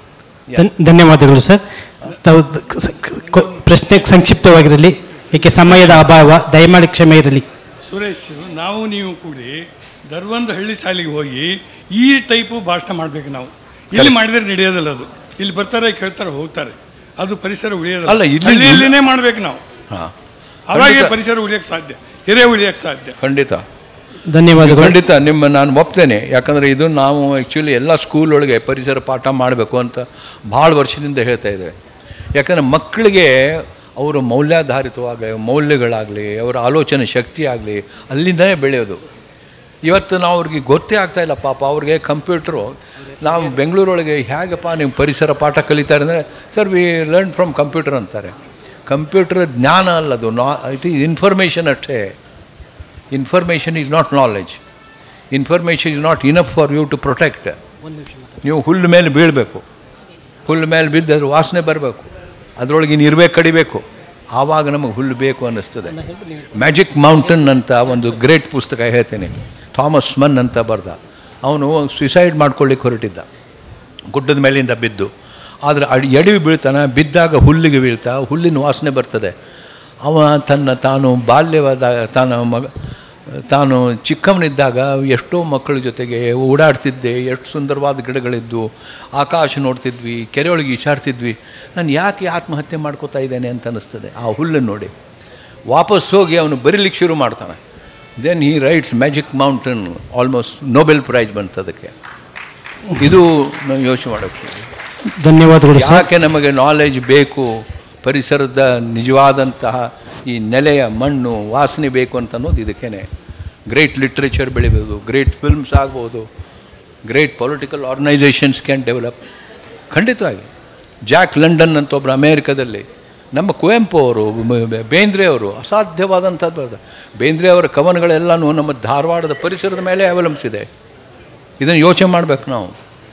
ಬೇಂದ್ರೆಯವ್ರನ್ನ ಇವತ್ತು ಬರೇ ಒಂದು ಅಲ್ಲ, ಅವರು ಪಾತ್ರಗೀತಿ ಪಕ್ಕ, ನೋಡಿದ್ದೇನೆ ಅಕ್ಕ, ಬಂತಿದೋ ಶೃಂಗಾರ ಮಾಸ, ಕಂತು ನಕ್ಕ ಚಂದ್ರಹಾಸ, ಅವನ್ನೆಲ್ಲ ನೋಡಿ ಬರೆದಿದ್ದವರು. ತಾವು ಗ್ರೇಟ್ ಆಗ್ತೇವೆ ಅಂತಲ್ಲ, ಅದನ್ನು ನೋಡಿ ಬರೆದಿದ್ದಕ್ಕೆ ನೋಡಿ ಅವರಲ್ಲಿ ಅಂತ ಅನೇಕ ಅಂಥ ಮಹಾನ್ ಕವಿಗಳು, ಮಹಾನ್ ರೈಟರ್ಸು ನಮ್ಮ ಮಣ್ಣು ಕೊಟ್ಟಿದೆ, ಈ ಗಿಡ ಕೊಟ್ಟಿದೆ, ಈ ಹುಲ್ಲು ಕೊಟ್ಟಿದೆ. ಇದನ್ನು ಯೋಚನೆ ಮಾಡಬೇಕು ನಾವು. ಧನ್ಯವಾದಗಳು ಸರ್. ಒಂದೇ ಸೆಕೆಂಡ್ ಸಾರ್ ಗಮನಕ್ಕಷ್ಟೇ. ಈಗ ಏಕೆಂದರೆ ಪ್ರಶ್ನೆ ಅಲ್ಲ. ಕನ್ನಡದಲ್ಲಿ ಇತ್ತೀಚೆಗೆ ಒಂದು ಜಲಪಾತ ಅಂತ ಒಂದು ರಮೇಶ್ ಬೇಗಾರ್ ಅವರ ನಿರ್ದೇಶನದ ಚಿತ್ರ ಬಂದಿದೆ. ಈ ಅಕೇಶಿಯಾ ಮರಗಳು ಯಾವ ರೀತಿ ನಾಶವಾಗ್ತಿದೆ ಅನ್ನೋದ್ರ ಬಗ್ಗೆ ಬಂದಿದೆ, ಅದು ತಮ್ಮ ಗಮನಕ್ಕಷ್ಟೇ. ನನಗೆ ಅರ್ಥ ಆಗಿಲ್ಲ. ಜಲಪಾತ ಫಿಲಮ್ ಕೇಳ್ತಾ ಇದ್ದಾರೆ. ಹಾಂ ಈಗ ನೋಡಿದ್ದ ಸರ್, ಈಗ ಫಿಲ್ಮ್ ತೋರಿಸಿದಲ್ಲ, ವಂಡರ್ಫುಲ್ ಅದು. ಧನ್ಯವಾದಗಳು. ನಾ ಹೇಳಿದ್ದಲ್ಲ, ಜಲಪಾತ ಅಂದರೂ ಒಂದೇ. ಈಗ ಜಲಮೂಲಗಳಲ್ಲಿ ಒಂದಿರೋದು ಜಲಪಾತ, ನದಿ, ಸಮುದ್ರ, ಬಾವಿ, ಅಥವಾ ಹಳ್ಳ ಕೊಳ್ಳ, ಅದರ ಜೊತೆಗೆ ಜಲಪಾತ ಅಸಾಧ್ಯ. ಅದು ಜಲಪಾತದ ಬಗ್ಗೆ ನಾವು ಹೇಳ್ತೇವೆ, 7 ವಂಡರ್ಸ್ ಆಫ್ ದ ವರ್ಲ್ಡ್ ಅಂತ ಎಲ್ಲ ಹೇಳ್ತಿರ್ತೇವಲ್ಲ. ಮೈಸೂರು ಸಾಹಿತ್ಯ ಸಂಭ್ರಮ 8ನೇ ಆವೃತ್ತಿಯಲ್ಲಿ ನಮಗೆ ಕಾಡು ನಾಡು ಕಾಪಾಡು, ಭಾಳ ಎಷ್ಟು ಕ್ಯಾಪ್ಷನ್ ಚೆನ್ನಾಗಿದೆ. ಶೀರ್ಷಿಕೆ ಕಾಡು ನಾಡು ಕಾಪಾಡು ಅಂತ. ಈ ಶೀರ್ಷಿಕೆ ಒಂದು ಗೋಷ್ಠಿಯನ್ನು ನಮ್ಮ ಹಿರಿಯ ಸಾಹಿತಿಗಳು, ನಿರ್ಮಾಪಕರು, ಚಲನಚಿತ್ರ ನಿರ್ದೇಶಕರು, ಪರಿಸರ ಪ್ರೇಮಿ ಡಾಕ್ಟರ್ ಸುರೇಶ್ ಹುಬ್ಳಿಕರ್ ಅವರು ಅತ್ಯುತ್ತಮವಾಗಿ ಮಾತಾಡಿದ್ದಾರೆ. ಬಟ್ ನಮ್ಮ ಕಾಲಮಿತಿ ಇರೋದ್ರಿಂದ ಆ ಕಾಲಮಿತಿ ಒಳಗೆ ಕೆಲಸ ಮಾಡಬೇಕಾಗಿದೆ. ಅದಕ್ಕೋಸ್ಕರ ಅವರಿಗೆ ಹೃದಯ ತುಂಬಿದ ಧನ್ಯವಾದಗಳು. ಅದೇ ರೀತಿ ಸಹ ಶಶಿಧರ್ ಹಾಲಾಡಿಯವರು ಇನ್ನಷ್ಟು ಕೇಳಬೇಕಾಗಿತ್ತು, ಬಟ್ ನಾವು ಹಿರಿಯರಿಗೆ ಹೆಚ್ಚು ಅವಕಾಶ ಕೊಟ್ಟಿದ್ದರಿಂದ ನಿಮಗೆ ಕಡಿಮೆ ಕೊಟ್ಟಿದ್ದೀವಿ, ದಯಮಾಡಿ ಕ್ಷಮೆ ಇರಬೇಕು. ಹಾಗೆ ನಾನು ವೈಯಕ್ತಿಕವಾಗಿ ನಾನೇನಾದರೂ ಈ ವೇದಿಕೆಯ ಮೇಲೆ ಬರಬೇಕು ಅಂದರೆ ಒಬ್ಬ ಪ್ರಮುಖ ವ್ಯಕ್ತಿ ನನ್ನ ಮುಂದೆ ನಿಂತು ಕೂತಿದ್ದಾರೆ, ಅವರು ರವೀಂದ್ರ ಭಟ್. ಏಕೆಂದರೆ ಪ್ರಜಾವಾಣಿಯಲ್ಲಿ 10 ಲೇಖನಗಳು ಬರೋದಕ್ಕೆ ಕಾರಣಕರ್ತರಾದರು. 10 ಲೇಖನಗಳು ಬಂದಾಗ ಇಡೀ ಕರ್ನಾಟಕ ನನ್ನನ್ನು ಲಕ್ಷ್ಮೀಕಾಂತ್ ರಾಜರಸು ಯಾರು ಅಂತ ಫೋನ್ ಮಾಡಿ ಕೇಳುವಂಥದ್ದು. ಹಾಗಾಗಿ ನಾನು ಈ ವಿಶೇಷವಾಗಿ ಪ್ರಜಾವಾಣಿಯ ಮುಖ್ಯ ಸಂಪಾದಕರಂಥ ರವೀಂದ್ರ ಭಟ್ ಅವರಿಗೆ ವಿಶೇಷ ಧನ್ಯವಾದಗಳನ್ನು ಈ ವೇದಿಕೆಯ ಮೂಲಕ ತಿಳಿಸ್ತೇನೆ. ಹಾಗೂ ಈ ಅವಕಾಶವನ್ನು ಕಲ್ಪಿಸಿಕೊಟ್ಟಂತಹ ನನ್ನ ಬಂಧುಗಳು, ನನ್ನ ಮಾರ್ಗದರ್ಶಕರು ಅಂತ ಜಯದೇವರಾಜರಸವರ, ನನ್ನ ಒಂದು ಹೊಸ ರೂಪ ಕೊಟ್ಟಂತಹ ಜಯದೇವರಾಜರಸವರ ಮೊಮ್ಮಗಳಾದಂತಹ ಸಂಜಯ್ ಶುಭ ಸಂಜಯ್ ಅವರಿಗೆ ನಾನು ಹೃದಯಪೂರ್ವಕವಾಗಿ ನಮ್ಮ ಧನ್ಯವಾದಗಳು ಸಲ್ಲಿಸ್ತೀನಿ. ಹಾಗೂ ಈ ಕಾರ್ಯಕ್ರಮಕ್ಕೆ ತಾವೆಲ್ಲರೂ ಸಹ ನಮ್ಮೊಟ್ಟಿಗೆ ಸಂವಾದದಲ್ಲಿ ಭಾಗವಹಿಸಿದಂಥ ತಮ್ಮೆಲ್ಲ ಕನ್ನಡ ಮನಸ್ಸುಗಳಿಗೆ, ಮೈಸೂರಿನ ನಾಗರಿಕ ಬಂಧುಗಳಿಗೆ ಹೃದಯಪೂರ್ವಕ ಧನ್ಯವಾದಗಳು. ನಮಸ್ಕಾರ.